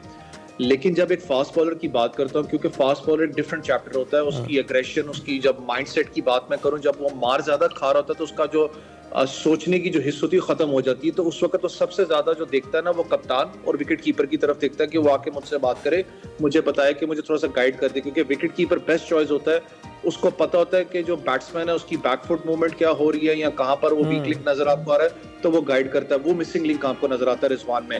वो मैंने कहा ना कि वो जो प्रेशर है उनके ऊपर ऑब्वियसली वो होल्ड कर रहा होगा, लेकिन हमें एक चीज समझनी पड़ेगी कि अगर ओडीआई क्रिकेट की बात करूं, क्योंकि चैंपियंस ट्रॉफी सर पे है, 2 महीने रह चुके हैं, आपने एक स्क्वाड अपना तश्कील देना है, आपका स्क्वाड बड़ा तगड़ा है, लेकिन आपकी अगर बॉलिंग यूनिट की बात करो, अच्छा परफॉर्म करके दिया ऑस्ट्रेलिया के खिलाफ, आपको 140-150 रन से ऑस्ट्रेलिया को उतारा है। लेकिन मुझे परेशानी तब होगी अगर पाकिस्तान को चेस करना पड़ जाए 250 से ऊपर का स्कोर, 300 बात करूं, 350 बात करूं, जो आजकल नॉर्मली आपको पता होता है। क्या मेरी टीम इतनी सख्त है कि वो परफॉर्म अपना उस लेवल के स्कोर को जाके चेस कर सके? नहीं है। ओडीआई क्रिकेट की बात कर रहा हूँ। साइम अयूब अच्छी बात है कि आपको निक के अंदर नजर आए, उसने परफॉर्म करके आपको दिया है, आपको नजर आया कि एग्रेसिव बैट्समैन भी है, 160 की स्ट्राइक रेट से उसने उस दिन खेला है। लेकिन जो ओडीआई क्रिकेट के अंदर जो सबसे बड़ा मसला हमारा रहा है वो है डॉट बॉल डिलीवरीज का। आपको पता होगा कि बात करें, बहुत ज्यादा डॉट बॉल डिलीवरीज होती है। पावर प्ले के अंदर हम लोग एज सच रन नहीं लूट सकते। उसके बाद जब आप मिडिल ऑर्डर की बात करते हैं, जहां पर आपको 5 से 6 रन पर ओवर चलना चाहिए, आज भी हम उसी इकोनॉमी रेट के साथ चलते हैं, 3.5-4 रन पर ओवर। बहुत मुश्किल होता है कि हम 6 को टच कर रहे हो, 7 को तो बहुत ही मुश्किल हम टच कर रहे हो। तो पाकिस्तान किस हिकमत अमली से इस टूर्नामेंट के अंदर जाएगा, खास करके साउथ अफ्रीका एक अच्छी साइड आपको पता नजर आएगी, माकरम भी वापस आ रहे हैं। लेकिन हमारा सबसे बड़ा इशू मैं फिर हाईलाइट कर दूं कि हमारा सबसे बड़ा इशू है 5वां 6ठा नंबर का बैट्समैन सलमान अली आगा पे हम बहुत ज्यादा रिलायंस भी दिखा रहे हैं। उनको हमने वाइस कप्तान भी साउथ अफ्रीका सीरीज में वाइस कप्तान आपको नजर नहीं आए, लेकिन उनकी जो ड्यू है खास करके बैटिंग के अंदर, क्योंकि जिस पोजीशन पे वो बैटिंग करने हैं वो पोजीशन वो होती है जो नीचे वाले बैट्समैन को मिड ऑर्डर को लेके चलती है और ऊपर 160 के स्ट्राइक रेट से चलता है बैट्समैन, उसके अंदर वो कमी महसूस हो रही है। तो पाकिस्तान में स्टिल कहता हूं कि आपके पास केस स्टडीज मौजूद हैं। चैंपियंस ट्रॉफी के पास आपको पता होगा कि उस्मान खान फिट नहीं होते, आपको उनको भेजना पड़ेगा वापस। सलमान अली अगर फिट नहीं होते, आपको समझ में आ रही है, आपको उनको बिठाना पड़ेगा। फखर जमान की कमी फिर कहता हूं कि महसूस होगी। ठीक है। अच्छा यूसुफ साहब, T20 सीरीज की अगर हम बात करें तो उसमें काफ़ी जो बड़े प्लेयर्स थे साउथ अफ्रीका के वो नहीं थे, फिर भी हम नहीं जीत सके, लेकिन अब उनके तमाम खिलाड़ी मौजूद हैं, तो क्या होनी चाहिए हमारी प्लेइंग 11? देखें ही ना, पाकिस्तान की टीम हमेशा बॉलिंग के आसरे पर ही जीती है। बैटिंग के हवाले से हम एक ज़ाहरा जितने भी रन कर लें, हमारे आसरा होता है हमारी बॉलिंग का। T20 में भी हम देखा कि हमने ज़्यादातर अपनी बॉलर की वजह से वो उसमें कामयाबी पाने की कोशिश की, लेकिन वो कि हम ये सीरीज़ नहीं जीत पाए। लेकिन कुछ अब कह सकते हैं कि इम्प्रूवमेंट नज़र आई इसमें।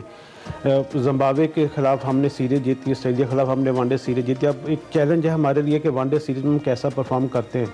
अगर आप मुझसे पूछे तो मैं तो इसको कहूँगा कि 60-40 के रेशियो के हवाले से पाकिस्तान टीम ये मैच खेलेगी, क्योंकि जनूबी अफ्रीका में हराना यकीन तौर पर हमेशा एक ख्वाब रहा है पाकिस्तान के लिए हमारा। जैसा कि आपने पहले बताया कि जो 32 मैचेस पाकिस्तान अभी तक जीते हैं, गो के ये जो रिकॉर्ड माजी का होता है सिर्फ इस सूरत हाल के लिए होता है कि आप अपनी प्लान को उस हवाले से करें। तो पाकिस्तान के पास एक अच्छा मौका है कि वो अपने आप को इम्प्रूव करे और साबित करे कि पाकिस्तान के पास एक अच्छी बैटिंग सलाहियत भी है। और आकिब जावेद जो हमेशा तनकीद करते आए थे पाकिस्तान के टीम के हवाले से जब भी वो पीसीबी से बाहर थे, अब उनका भी इम्तिहान है और उनको चूँकि अब जिम्मेदारियाँ सौंपी गई हैं टेस्ट टीम के भी साथ साथ। उसके बाद टेस्ट सीरीज़ भी हमारी होनी है, 2 टेस्ट मैचेस भी हमने वहाँ पर खेलने हैं। तो इन कंडीशन में पाकिस्तान टीम के लिए परफॉर्म करना यकीनी तौर पर एक बहुत बड़ा चैलेंज है और ये एक आखिरी सीरीज़ एक मौका भी कहा जा सकता है इन कंडीशन में पाकिस्तान को खेलने, अपनी टीम को तैयार करने, क्योंकि दोनों टीमों की नज़रें अब आईसीसी चैंपियन ट्रॉफी पर हैं। वो कि इसके बाद हमारी एक ट्राई नेशन भी है जिसमें जनूबी अफ्रीका भी होगी, न्यूजीलैंड भी होगी, लेकिन वो हमारी अपनी कंडीशन में होगी। अब जनूबी अफ्रीका के पास भी एक अच्छा मौका वो अपनी टीम को तैयार कर, क्योंकि इसके बाद जब वो पाकिस्तान में आएंगे तो उनके जो ये इस वक्त खिलाड़ी टीम का हिस्सा है वो नहीं होंगे साथ, क्योंकि वहाँ पर सुपर T20 उनकी लीग का आगाज़ होने जा रहा है जिसमें तमाम खिलाड़ी उसमें एक्शन में दिखाई देंगे।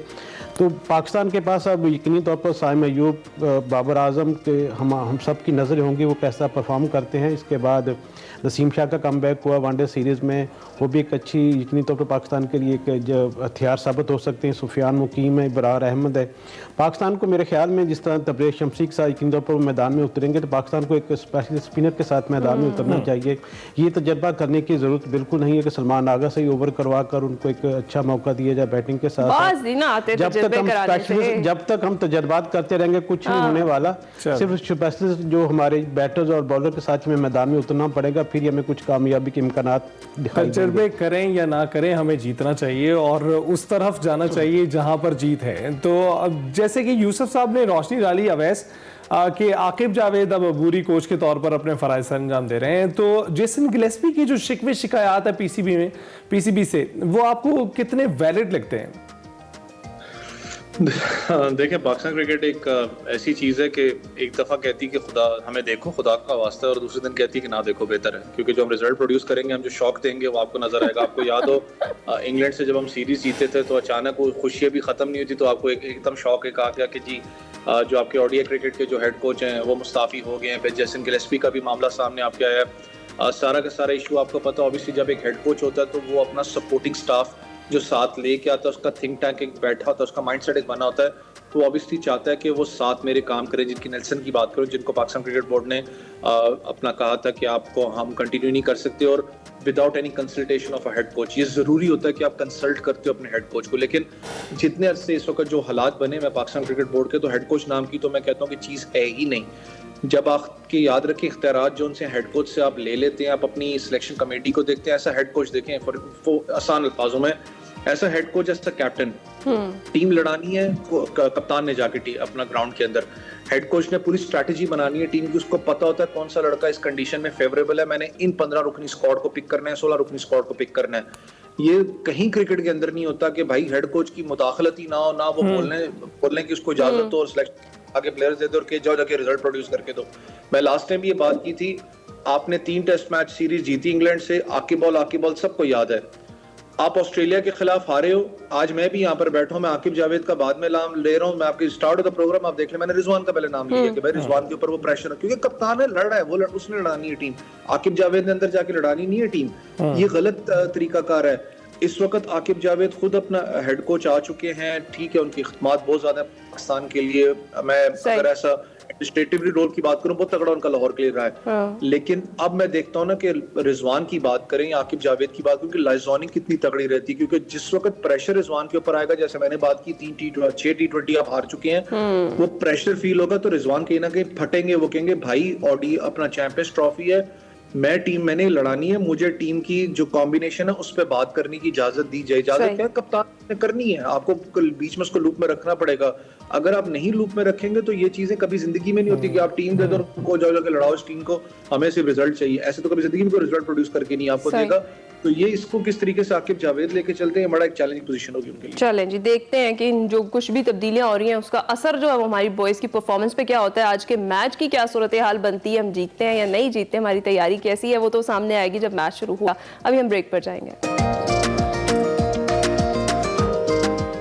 वेलकम बैक टू एक्सप्रेसो जी। एक्सप्रेसो में एक बार फिर से मौजूद हैं हमारे champion MMA fighter Rizwan Ali, जिन्होंने मुसलसल दूसरी बार भारतीय हरीफ को धूल चटा दी है। जी हाँ, उनकी अनडिफेंडेड चैंपियन रिजवान अली ने भारतीय सूरमा श्रीकांत शिखर के साथ तारीख दोहराते हुए एक बार फिर न सिर्फ 2-0 से कामयाबी अपने नाम की है, बल्कि इस चैलेंजिंग मैच में श्रीकांत के बदला लेने के दावों को भी खाक में मिला दिया है। मैं इतनी ज्यादा एक्साइटेड हूँ कि मैं अपने अल्फाज प्रॉपर्ली अदा नहीं कर पा रही हूँ। शानदार जीत जो है, इस पर अपने चैंपियन से ही बात कर लेते हैं। फाइटर रिजवान अली हमारे साथ मौजूद है, एमएमए फाइट जिन्होंने कामयाबी समेटी है हमारे जो रिवायती हरीफ के खिलाफ। रिजवान, बहुत शुक्रिया हमसे बात करने के लिए। कैसे आप? अल्हम्दुलिल्लाह, आप सुनाएं, आप कैसे हैं? भाई अनडिफिटेड हैं आप पहले से ही, और हम कांग्रेचुलेशंस कहना चाहेंगे आपको। लेकिन ये भारतीय हरीफ के साथ क्या मामला है? जब भी ये सामने आता है हमारे पाकिस्तानी खिलाड़ियों में खास तवानाई भर जाती है, तो ये कुछ खास ऐसा आप फील करते हैं जब रिंग में मौजूद होते हैं?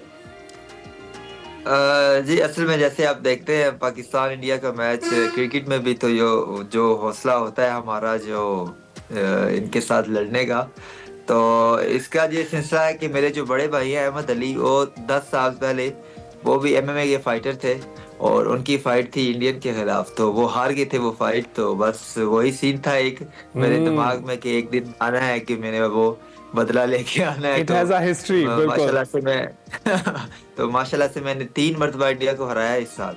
बिल्कुल बिल्कुल, हमें पता है और हम आपकी हर उस फाइट को देखते हैं, जिस तरीके से आप छक्के चढ़ाते हैं इंडियन प्लेयर्स के, तो वो तो बिल्कुल हमारे सामने ही है। जो भारतीय आपका हरीफ है, जो फाइटर, वो दावे कर रहा था आपसे बदला लेने के, लेकिन बिल्कुल उसके दावे जो थे आपने खाक में मिला दिए। जी बिल्कुल ऐसा ही है, अल्लाह ताला ने इज्जत बख्शी है, तो इसके लिए बड़ी मेहनत की हुई थी मैंने, और मैं पिछले 2 महीने से बाहर था कैंप के लिए, ट्रेनिंग कैंप के लिए, तो बस अल्लाह ताला ने इज्जत दी। अच्छा, मिक्स मार्शल आर्ट्स में तो मुख्तलिफ स्टाइल्स होते हैं जिसे आप अपनाते हैं फाइट करने के लिए, तो कोई ख़ास स्टाइल आपकी जो नज़दीक बड़ा ज़बरदस्त हो, आप उसकी टेक्निक इस्तेमाल करते हो और इस मैच के लिए ख़ास तैयारी में आपने उसको इस्तेमाल किया हो? बस मेरा यही था कि मैंने जो पिछला मैच था वो मैं नॉकआउट मैंने किया था, पर वो मैंने तीसरे राउंड में किया था, पर मैंने एक स्टेटमेंट दी थी कि मैं आपको पहले राउंड में करूंगा। बहरहाल इस बार मैंने तैयारी की हुई थी कि मैंने इस बार पहले राउंड में ही नॉकआउट करना है, तो अल्लाह ताला ने मुझे इज्जत बख्शी और मैंने जो कॉन्फ्रेंस में बात की थी कि मैं आपको पहले राउंड में नॉकआउट करूंगा, और वो भी इसी तरह मुझे नॉकआउट करने के लिए ही आया था, क्योंकि वो बदला लेने के चक्कर में था, बहरहाल उसकी उल्टी खाने की। हाँ बिल्कुल ऐसा है, और माशाल्लाह से हमारे अनडिफिटेड चैंपियन हैं। आप वापस आ गए हैं पाकिस्तान भी, घर पहुंचने पर कैसा इस्तकबाल था? फैमिली की सपोर्ट आपको ओवरऑल अपने जर्नी में कैसी रही, और इस मैच जीतने के बाद, इस चैंपियनशिप जीतने के बाद क्या फैमिली का रिस्पॉन्स था? काफी अच्छा रिस्पांस था और काफी खुशी हुई। वापस मैं अपने गांव में आया और गांव के सारे लोग मेरे घर के सामने खड़े हुए थे मेरे इस्तकबाल के लिए, तो काफी खुशी हुई। जबरदस्त फीलिंग है, जबरदस्त फीलिंग। अच्छा ये बताइएगा कि कोई पहले फाइट्स इस तरह की आपकी हुई हो जिसमें आपको बहुत गहरा जख्म आ गया और आपको रिकवर करने के लिए हफ्ते चाहिए हो, ऐसा कोई वाकया बताइएगा? जी, मेरी फाइट थी अफगानिस्तान के अगेंस्ट, तो वो वहाँ पे हमारा एक कंपटीशन था IFG2, तो वो एक पाकिस्तान वर्सेस अफगानिस्तान था। तो वहाँ पे हमारे कुछ फाइटर थे, वो मुसलसल हारते जा रहे थे और मेरी एंड पे फाइट थी, मैन इवेंट जो मेरी फाइट थी, तो उसमें काफी अच्छा मुकाबला रहा मेरे और अफगानिस्तान के अगेंस्ट। तो उसमें मुझे एक नी लग गया था मेरे फोरहेड पे, तो वो 3 से 4 इंच का कट आ गया था इस पे, और वो काफी ब्लीडिंग और ये वो।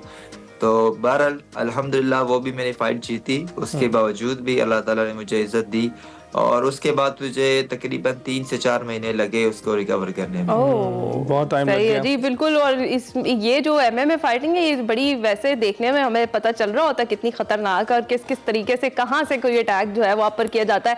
अच्छा बताएं कि आइंदा कौन सा बड़ा इवेंट है, मैच है जिसकी आजकल आप तैयारी कर रहे हैं?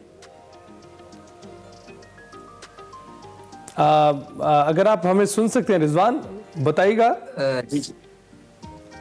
अच्छा जी जी बताइएगा। सॉरी वो कॉल आ गई तो बीच में। No problem. आइंदा ये है कि मैं अभी साउथ एशिया नंबर 1 रैंक पे आ गया हूँ पूरे साउथ एशिया में, और इंशाल्लाह अभी UFC जो वर्ल्ड की सबसे बड़ी लीग है, इंशाल्लाह मैं वहाँ पे आप होने चाह रहा हूँ, तो इंशाल्लाह आप मुझे एक बड़े स्टेज पे देखेंगे रिजवान। बिल्कुल हम बड़े स्टेज पे आपको इससे भी बड़े स्टेज पर देखेंगे, लेकिन अभी आपको देखने वाले बहुत सारे पाकिस्तान में आ गए हैं और ये जो खेल है मकबूलियत हासिल करता चला जा रहा है। लोग ना सिर्फ इसे खेलने के लिए खिलाड़ी उतर रहे हैं रिंग के अंदर, बल्कि उसको देखने के लिए भी बहुत सारे शायकीन आप मौजूद हैं। तो आपको ये रुझान बढ़ता हुआ दिखाई दे रहा है, तो आप किस तरह से इसकी तरवीज में हिस्सा ले रहे हैं? किस तरह से चाहते हैं कि लोग इसे देखने आए और ये एक मकबूल खेल के तौर पर सामने आए? जी बिल्कुल इसी तरह जिस तरह हम लोग क्रिकेट को सपोर्ट करते हैं, मैं आवाम से गुजारिश करूंगा हमें भी सपोर्ट करें, इसी तरह हमें प्यार दीजिए। और क्योंकि हम भी अपने पाकिस्तान की नुमाइंदगी कर रहे हैं, तो और जो लोकल हमारे ब्रांड्स हैं मैं उनको भी चाहूँगा कि वो भी आगे आएँ, हमें सपोर्ट करें, क्योंकि हमारे जो इंटरनेशनल कैंप्स होते हैं तो उनके लिए काफ़ी फाइनेंशियल प्रॉब्लम होती है हर फाइटर को, तो उन्हें चाहिए कि वो आगे आए, हमें सपोर्ट करें, क्योंकि हमारी जो रीच है वो काफ़ी ज़्यादा है क्रिकेट से भी, क्योंकि क्रिकेट जो है वो कुछ ममालिक में होती है, पर जो MMA में है वो पूरे वर्ल्ड में चलती है। बिल्कुल, तो उन्हें चाहिए कि वो हमें आगे आके फाइनेंशियल सपोर्ट करें, क्योंकि हम जो है पाकिस्तान का ज़्यादा से ज़्यादा नाम रोशन कर सकें। बिल्कुल आप कर भी रहे हैं और आप करते भी हैं। एक्सप्रेसो भी एक ऐसा ही प्लेटफॉर्म है जहां पर आप जैसे हीरोज को हम इनवाइट करते हैं और आपके बहुत सारे फैंस हैं, वो सोशल मीडिया पर अपना प्यार जो है वो जाहिर करते हैं इन क्लिप्स पर, शो के बाद भी और इससे पहले भी। आपके जो बहुत ज्यादा फैंस हैं, आपके चाहने वाले हैं, वो भी आपसे कुछ सुनना चाहते हैं, आप उन्हें कोई मैसेज देना चाहेंगे?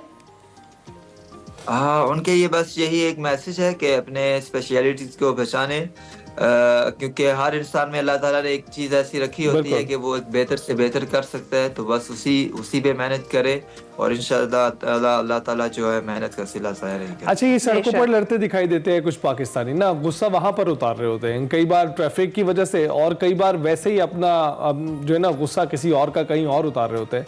तो ये एक खास जगह है, रिंग है, जहां पर आप इसको चैनलाइज कर सकते हैं और अगर आपको वाकई इतना गुस्सा है तो रिंग में आके भी आप उतार सकते हैं। तो उनके लिए क्या कहेंगे आप? हाँ जी बिल्कुल ऐसा ही है कि अगर आप ट्रेनिंग करना शुरू कर दें तो आपको गुस्सा आता ही नहीं है फिर, क्योंकि जितना भी वो आपकी स्ट्रेस होती है वो ट्रेनिंग में यूटिलाइज हो जाती है, निकल जाती है। तो अगर वो अपने आप को टाइम देना शुरू कर दे, अगर दिन में 1 घंटा 2 घंटे वो ट्रेनिंग करते हैं, उसके बाद मेरा नहीं ख्याल कोई गुस्सा करेगा। सही है जी, जबरदस्त। हमारे चैंपियन रिजवान अली हमारे साथ मौजूद थे। आपका बहुत बहुत शुक्रिया, आपने एक्सक्लूसिवली एक्सपो वक्त दिया। और जनाब ये है हमारे हीरोज, ये है हमारा टैलेंट, इनको बहुत ज्यादा आपकी सपोर्ट की जरूरत है, तो जरूर कीजिए। अभी हम ब्रेक पर जाएंगे, कहीं मजा आएगा। Welcome back. मौसमियाती तब्दीलियों की बात करें तो न सिर्फ इंसान बल्कि ज़मीन की पैदावारी सलाहियत भी मुतासिर हो रही है। अब दुनिया भर में ज़रई ज़मीनों की कमी देखने में आ रही है, इसीलिए बहुत से मुल्कों ने शोबा ज़राअत के ऐसे तरीकों पर काम करना शुरू कर दिया है जिनमें कुदरती वसाइल और मौसमों पर इन्हिसार जो है उसे कम किया जा रहा है। इन्हीं खदोखाल के पेश नज़र सवात के ज़रई तहकीकाती इदारे ने हाइड्रोपोनिक्स के ज़रिए सब्जियाँ उगाने का कामयाब तजर्बा किया है, जहाँ अब सब्जियाँ बगैर मिट्टी के इंतहाई कम जगह में प्लास्टिक पाइप्स, बाल्टियों वगैरह में आसानी से उगाई जा सकती हैं। हाइड्रोपोनिक नाम की ये काश्तकारी खैबर पख्तूनख्वा के ज़िला सवात में एक नया अमल है जो कि देखने और सुनने में इंतहाई ज़बरदस्त कारनामा लग रहा है। और आप देख भी सकते हैं, इसको मिट्टी के बगैर इसको उगाया जा रहा है और इस सिस्टम से गोभी, बैंगन, हरी मिर्चें, मेथी, हरा धनिया, पालक, अजवाइन, अदरक, ज़ाफ़रान और दूसरी सब्जियां बगैर मिट्टी की उगाई जा सकती हैं। इसके लिए सिर्फ कम मिकदार में पानी, रोशनी और ग़िज़ाई अज्जा की ज़रूरत होती है। पूरी किचन गार्डनिंग है जी। मजीद ये तरीकाकार है क्या और ये कितना कार आ सकता है, इस हवाले से हमने बात करनी है। हमारे साथ director agriculture research institute doctor Roshan Ali मौजूद है। अस्सलाम वालेकुम डॉक्टर साहब, कैसे हैं आप? वालेकुम सलाम, शुक्रिया जी। ठीक हो जी, आप कैसे हैं? डॉक्टर साहब सबसे पहले तो बताइए, ये जो तजर्बा है आपने कब शुरू किया और कितना कामयाब रहा है ये अब तक?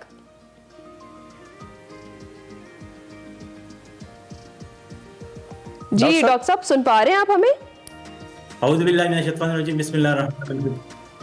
हाँ बिल्कुल जी, आवाज आ रही है जी। जी हाँ, तजर्बा कितना कामयाब रहा है डॉक्टर साहब, बताइएगा। औज़ु बिल्लाहि मिनश शैतानिर रजीम, बिस्मिल्लाहिर रहमानिर रहीम। ये हमने शुरू किया तकरीबन 3-4 महीने हो गए है। इस पे हमने काम शुरू किया है, क्योंकि ये टेक्नोलॉजी बाहर के दुनिया में और मिडल ईस्ट में आम है, तो इस वजह से हमने इधर इंट्रोड्यूस किया और इसमें कुछ मॉडिफिकेशन हमने की ज़मींदारों की आसानी के लिए। तो ये हमने शुरू किया।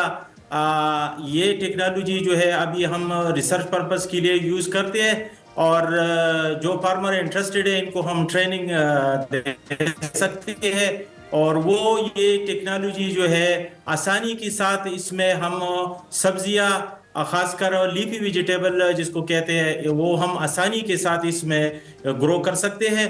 और इसमें एक बाल्टी है और इसमें एक पाइप है और एक टाइमर इसमें लगा होता है कि इसमें जो सॉल्यूशन है वो रिसाइकल होती है, और ये वेजिटेबल्स की जो रूट्स है इससे पानी और वो खुराक जो है आसानी के साथ उससे ले सकती है।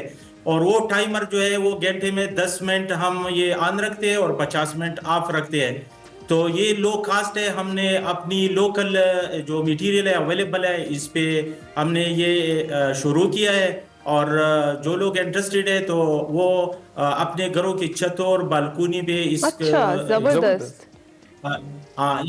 तो डॉक्टर साहब, ये इस पे जो सब्जियां उगाई जा रही हैं उनका क्या जायका जो है वो मुख्तलिफ होता है या जायका बिल्कुल वैसा ही होता है?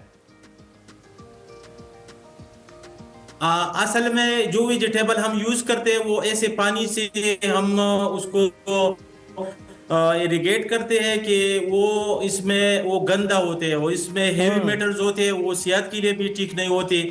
तो ये जो है ये साफ पानी होती है और इसका जायका उसी तरह है, यानी वो तो जो न्यूट्रिएंट जो खुराक उनको चाहिए वो तो हम उसको पानी में दे देते हैं, जो साइल से वो लेते हैं साइल में हम दे देते हैं, तो वो खुराक वो पानी से ले सकते हैं। लेकिन इसका फायदा ये है कि ये जो गंदा पानी है इसमें हेवी मेटल होते हैं, ये तो साफ पानी होते हैं। और एक अच्छा पहलू ये है कि इसमें बहुत कम पानी यूज होती है, पानी का भी वो इसमें काफी बचत होती है। तो डॉक्टर साहब ये बताइएगा कि ये सब्जियां जो है वो ये बताइएगा कि ये जो है सब्जियां क्या कंप्लीटली ऑर्गेनिक हैं, और साथ में जो पानी का इस्तेमाल आपने बताया कम होता है, क्या खाद या स्प्रे का इस्तेमाल भी इस पर किया जाता है?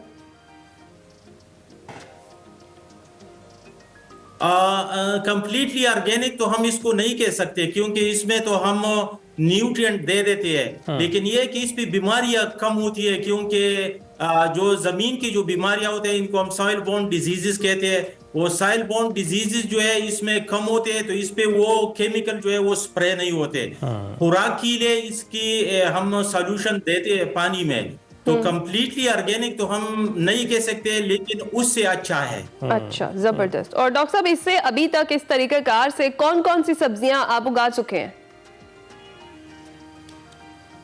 इसमें आजकल हमने स्ट्रॉबेरी भी इसमें हमने किया है, ज़ाफ़रान भी किया है, सब्जियों में सलाद, पालक, धनिया, मेथी, ये सारे हमने इसमें वो किए। अभी इसमें जो हम चला रहे हैं तो इसमें वो सारी सब्जियां है। लेकिन अगर 5 को हम जरा इसकी डायमीटर बड़ा कर दे तो इसमें बाहर की दुनिया में तो वो टमाटर, बैंगन, ये सारी सब्जियां इसमें कर सकते हैं। अच्छा। तो हमने शुरू किए, स्टार्ट हमने ये स्मॉल पाइप से लिया है और ये लीफी वेजिटेबल हम इसमें ट्राई करते हैं। बिल्कुल डॉक्टर साहब, तो ये कहाँ लगाई जा सकती हैं? अगर आप आम शहरियों को बताना चाहें जो अपने तई इसको उगाने की कोशिश करें अपने घरों में, तो कौन कौन से ऐसे हाथे हैं जिसमें लगाई जा सकती है? जैसा कि वो जाहिर बात है, एक तो बाग में या किसी का बगीचा है छोटा सा, गार्डन में तो लगाई जा सकती है, लेकिन छत पे भी लगाई जा सकती है, बैल्कनीज में भी लगाई जा सकती है क्या?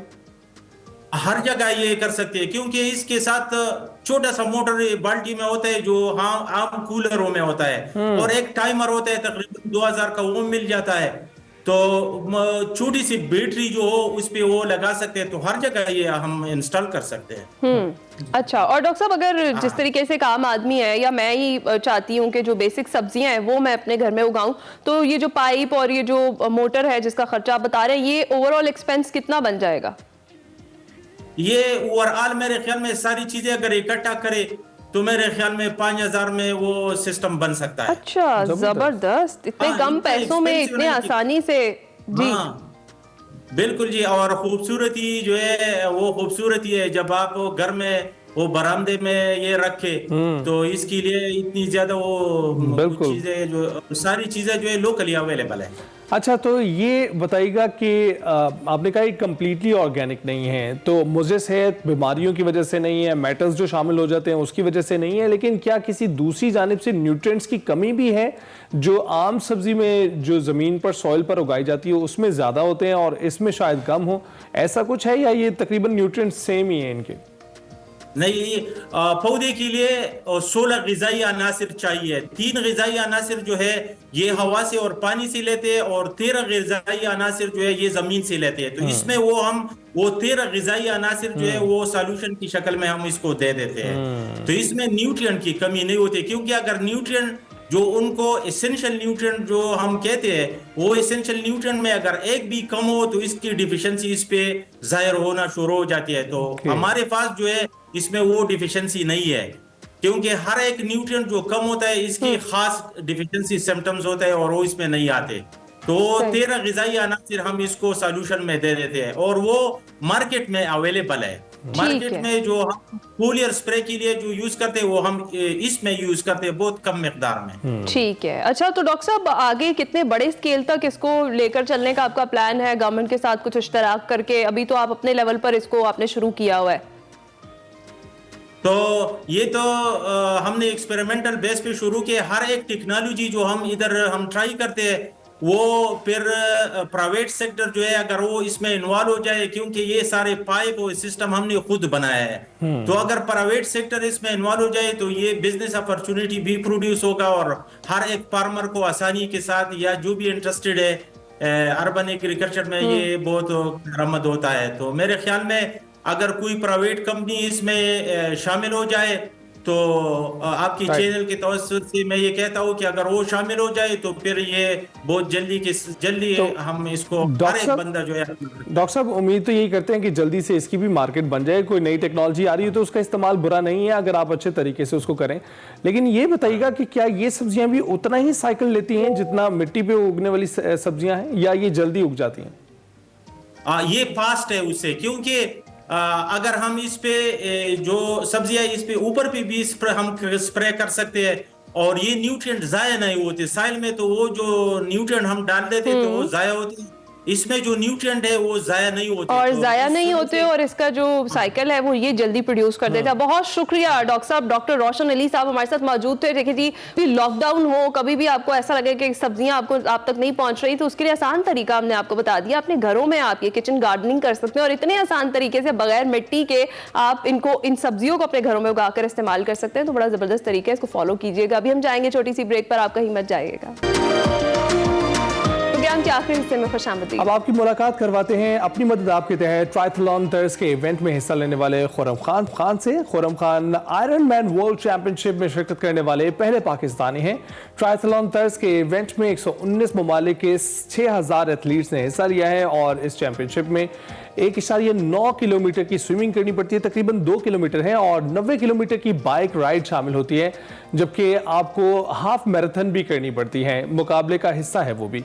पाकिस्तान के खुर्रम खान ने पूरा सर्किट 5 घंटे 32 मिनट और 52 सेकंड में मुकम्मल किया है। मजीद इस हवाले से उन्हीं से बात कर लेते हैं। खुर्रम, बहुत शुक्रिया हमें ज्वाइन करने के लिए। कैसे हैं आप? मैं शुक्र अल्लाह का ठीक ठाक। बहुत बहुत शुक्रिया आपका मुझे इस कवरेज देने का। खुर्रम, बहुत ज़बरदस्त बात है। आयरन मैन जो दुनिया की मुश्किल तरीन जो स्पोर्ट्स हैं उनमें से एक है, और ट्रायथलॉन यानी तीनों काम आपको एक साथ करने पड़ते हैं। इसकी तैयारी इतनी मुश्किल है, तो जब आप हिस्सा कर लेते हैं, शिरकत करते हैं, वो कितना मुश्किल होगा? कैसा रहा आपका एक्सपीरियंस?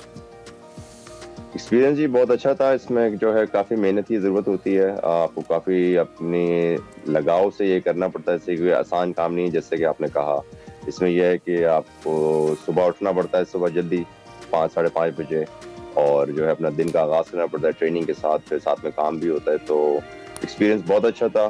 बहुत हौसला अफजाई हुई है यहाँ पर माशाल्लाह से। पाकिस्तान की बहुत लोगों ने जो है उसको चाहा है कि पाकिस्तान से कोई एथलीट यहाँ पर आया है रिप्रेजेंट करने, तो बहुत खुशी और फख्र का मुकाम था। जबरदस्त। खुर्रम, आपने ये जो आयरन मैन वर्ल्ड चैंपियनशिप है, इसके लिए क्वालिफाई कैसे किया? जरा पूरा प्रोसेस भी बताएं। कब आपने सोचा और कब आपको लगा कि आपकी इतनी तैयारी है और आपने फिर उसके लिए पहला कदम उठाया? جی جی، تو اس کی ایک بہت بڑی جرنی ہے، ٹھیک ہے نا. تو یہ میں نے جب پہلا سب سے آئرن مین کیا تھا وہ 2015 میں کیا تھا، اس کا اپنی ٹرائتھلون کریئر کا آغاز. اور 2015 سے ہی میں نے جو ہے اپنا آپ کو اس اسپورٹ کے اندر ڈیووٹ کیا ہوا ہے، مسلسل میں لگا رہا. تو 2019 میں دبئی کے اندر آئرن مین 70.3 جو ہوا تھا، میں نے وہاں پہ جو ہے کوالیفیکیشن کری تھی اپنی Ironman half Ironman triathlon کے لیے، جو میں کہ New Zealand top world championship 70.3 کے کوالیفائی کیا تھا. یہ ریس جو تھی ایکچولی ہونی تھی 2020 کے اندر، اس لیے کووڈ آ گیا تھا. تو اس کووڈ کی وجہ سے جو ہے یہ ریس پش آؤٹ ہو کے 2024 میں آج ہوئی ہے، دسمبر 15 کو. تو یہ کافی لمبا سفر رہا ہے، اس لیے کہ کووڈ آ گیا تھا، مگر تیاری پھر بھی رہتی رہی. تو اس کی وجہ سے جو ہے بہت اچھا لگ رہا ہے. رائٹ. تو خرم اس وقت وہاں ٹیمپریچر کیا تھا؟ کیونکہ جتنی سردی یہاں پر ہے پانی میں تو ہاتھ نہیں ڈال سکتے، آپ تیر کر آئے. میرا خیال ہے کہ وہاں اس خطے میں، دنیا کے اس خطے میں اس وقت گرمی ہے. جی جی، بس یہاں پہ بھی گرمی کا آغاز ہی ہے، دسمبر یہاں پہ گرمی شروع ہوتی ہے. مگر ابھی یہاں پر جو موسم ہے وہ ہے 60 فیرن ہائٹ ہے، چل رہا ہے. بالکل. نیوزی لینڈ میں آپ موجود ہیں نا اس وقت؟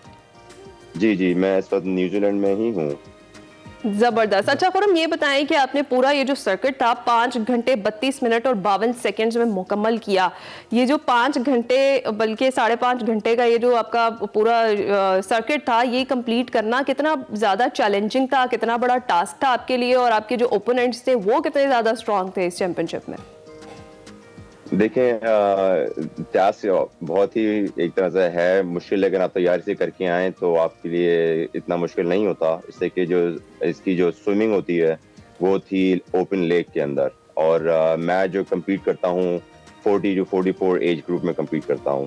تو ایتھلیٹ سارے تیاری سے ہی آتے ہیں. جیسے ورلڈ چیمپئن شپ کا اسٹیج ہے، اس میں ہر کوئی جو اپنی پوری کوشش کرتا ہے کہ اپنی بہترین سے بہترین پرفارمنس دے. اور جہاں تک سوال رہا سوئمنگ کے بعد نکل کے سائیکلنگ کرنا، سائیکلنگ بھی کافی چیلنجنگ ہے، بیکاز وہ جو ہے جو وہاں پہ جو چڑھائی پہاڑیاں ہیں کافی اونچی ہیں، تو اس پہ آپ کو سب سے گزر کے جانا ہوتا ہے. اس کے بعد آپ کو آ کے دوڑ لگانی ہوتی ہے ہاف میراتھن کی سائیکلنگ کے بعد. تو وہ بھی چیلنجنگ کورس تھا کافی، جو ہے اس میں بھی پہاڑیاں تھیں اونچی، جس میں آپ سوئمنگ اور سائیکلنگ کے بعد آپ تھک جاتے ہیں. تبھی تو یہ آئرن مین کہلاتی ہے، کیونکہ یہ جو چیزیں کوئی عام شخص ہم امیجن نہیں کر سکتے. سوئمنگ کے فوراً بعد آپ نے سائیکلنگ بھی کرنی ہے، اور وہ بھی اتنے سائیکلنگ کے بعد آپ نے میراتھن بھی بھاگنی ہے. تو لیکن یہ بتائیے گا خرم کہ یہاں پر تو 1 کلومیٹر بھاگتے ہوئے لوگ ہانپ جاتے ہیں، آپ نے 2 کلومیٹر کے قریب تیراکی کی ہے. تو کیا خاص آپ کو ٹریننگ کرنی پڑتی ہے سوئمنگ کرنے کے لیے؟ کیونکہ یہ تھوڑا سا اوپن واٹرز ہیں، یعنی جیسا آپ نے بتایا اوپن لیک پر آپ نے کی ہے. لیک میں اتنا مد و جزر نہیں ہوتا ہے، اتنی ویوز موجود نہیں ہوتی ہیں، لیکن سی میں ٹریننگ کرتے ہیں اور پھر لیکس میں جا کے ٹریننگ کرتے ہیں. جی جی جی، تو سوئمنگ کا یہی ہے کہ زیادہ تر ٹائم جو ہے آپ کو پول میں دینا پڑتا ہے. جو آپ کی جو سب سے زیادہ ٹریننگ ہوتی ہے وہ پول میں، سوئمنگ پول میں ہوتی ہے. اور لیک میں ہوتا ہے کہ آپ اوپن واٹر میں جا کے تھوڑی پریکٹس کریں. مگر آپ یہاں پہ نیوزی لینڈ میں ہوا کا رخ بہت ہے، تو اس لیک میں ایکچولی یہ لیک جو ہے ریور پہ بھی جا رہا ہے، تو اس کے اندر کرنٹ ہے. آپ سمجھیں گے کہ لیک میں کرنٹ نہیں ہوتا، مگر اس لیک میں ایکچولی کرنٹ تھا، اس لیے کہ یہی ریورس کے اندر بھی فلو ہو رہا ہے. جی جی جی، مگر بہت ہی خوبصورت لیک تھا. لیک ٹاپ وہ بہت ہی فیمس ہے، ریناؤنڈ ان دی ورلڈ. جی چلے خرم، آئرن مین تو ہو گیا، اب آگے کس کی تیاری ہے؟ ابھی دیکھیں، ابھی کوشش کر رہے ہیں کہ پھر جو ہے کوالیفیکیشن کے لیے اب نیکسٹ ایئر اسپین میں ہے ہاف آئرن مین کی چیمپئن شپ. تو انشاءاللہ کوشش یہ ہے کہ نیکسٹ ایئر کسی ریس میں سائن اپ کر کے کوالیفیکیشن جو ہے اسپین میں جا کے بھی اب چیمپئن شپ میں جا کے کھیلیں. بالکل زبردست. اور آپ جیسے کھلاڑی ہی ہیں، پاکستان کا نام روشن کر رہے ہیں. ہمیں تو کچھ لوگوں کو تو معلوم ہی نہیں ہے کہ آئرن مین ہے کیا چیز، اور اس کے ساتھ ساتھ ابھی تو صرف میراتھن کی طرف ہی آنا شروع ہوئے، متوجہ ہوئے. لیکن کراچی میں رجحان بڑھتا چلا جا رہا ہے یہ جو ٹرائتھلون ہے اس کو لے کر، لیکن پھر بھی ابھی بہت اس کی آگاہی کی ضرورت ہے. آپ کچھ ایسا کر رہے ہیں جس سے آگاہی اس کی مزید جس میں اضافہ ہو؟ میں اپنے سوشل میڈیا پہ کافی ایکٹیو ہوں اس اسپورٹ کو لے کے.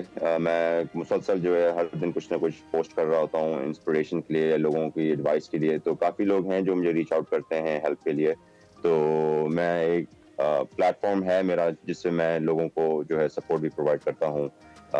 کافی جو میرے سرکل کے اندر دوست ہیں, اور جیسے آپ نے کہا کہ پاکستان میں اس طرف اتنا رجحان نہیں آیا ہے جس طرح کہ میراتھن وغیرہ میں چل رہا ہے, لیکن میرا یہی گول ہے کہ انشاءاللہ جو ہے پاکستان میں اس سپورٹ کو اور آگے بڑھایا جائے, اس لیے کہ جو یوتھ ہیں, جو ہمارے نوجوان ہیں, مرد اور عورت دونوں, ان سب کو چاہیے کہ یہ بھی دیکھیں, یہ بھی ڈفرنٹ ٹائپ کا سپورٹ ہے. بالکل خرم, بہت شکریہ ہم سے گفتگو کرنے کے لیے. اور خرم ہی کی طرح کے ایتھلیٹس ہیں وہ ایسی جہتیں متعارف کروا رہے ہیں پاکستان میں جس کا پہلے ذکر بھی نہیں ہوتا تھا, اور آئرن مین جیسے بڑے کھیل کے بارے میں جو تعارف ہے وہ بہت ضروری ہے, کیونکہ یہ ایک ایسی سپورٹ ہے جو بہت سے لوگ اپنی عمر کے کسی بھی حصے میں کھیل سکتے ہیں, لیکن یہ بہت ٹف ہوتی ہے. اس کو کھیلنے کے لیے جتنی تیاری کی ضرورت ہوتی ہے وہ آپ نے دیکھا, خرم خود بتا رہے ہیں کہ بہت سخت تیاری کی ضرورت ہوتی ہے, اور اس کے ساتھ ساتھ آپ کو دیگر کھیلوں کے ساتھ ساتھ آئرن مین کو بھی اپنے ذہن میں رکھنا چاہیے کہ وہ بھی آپ کھیل سکتے ہیں. جی جناب, اس کے ساتھ ہی آج کے اس فل پاور پیک شو کے ساتھ ہمیں اجازت دیجیے. اپنا خیال رکھیے گا, فیڈ بیک ضرور دیجیے گا. اللہ حافظ. اللہ حافظ.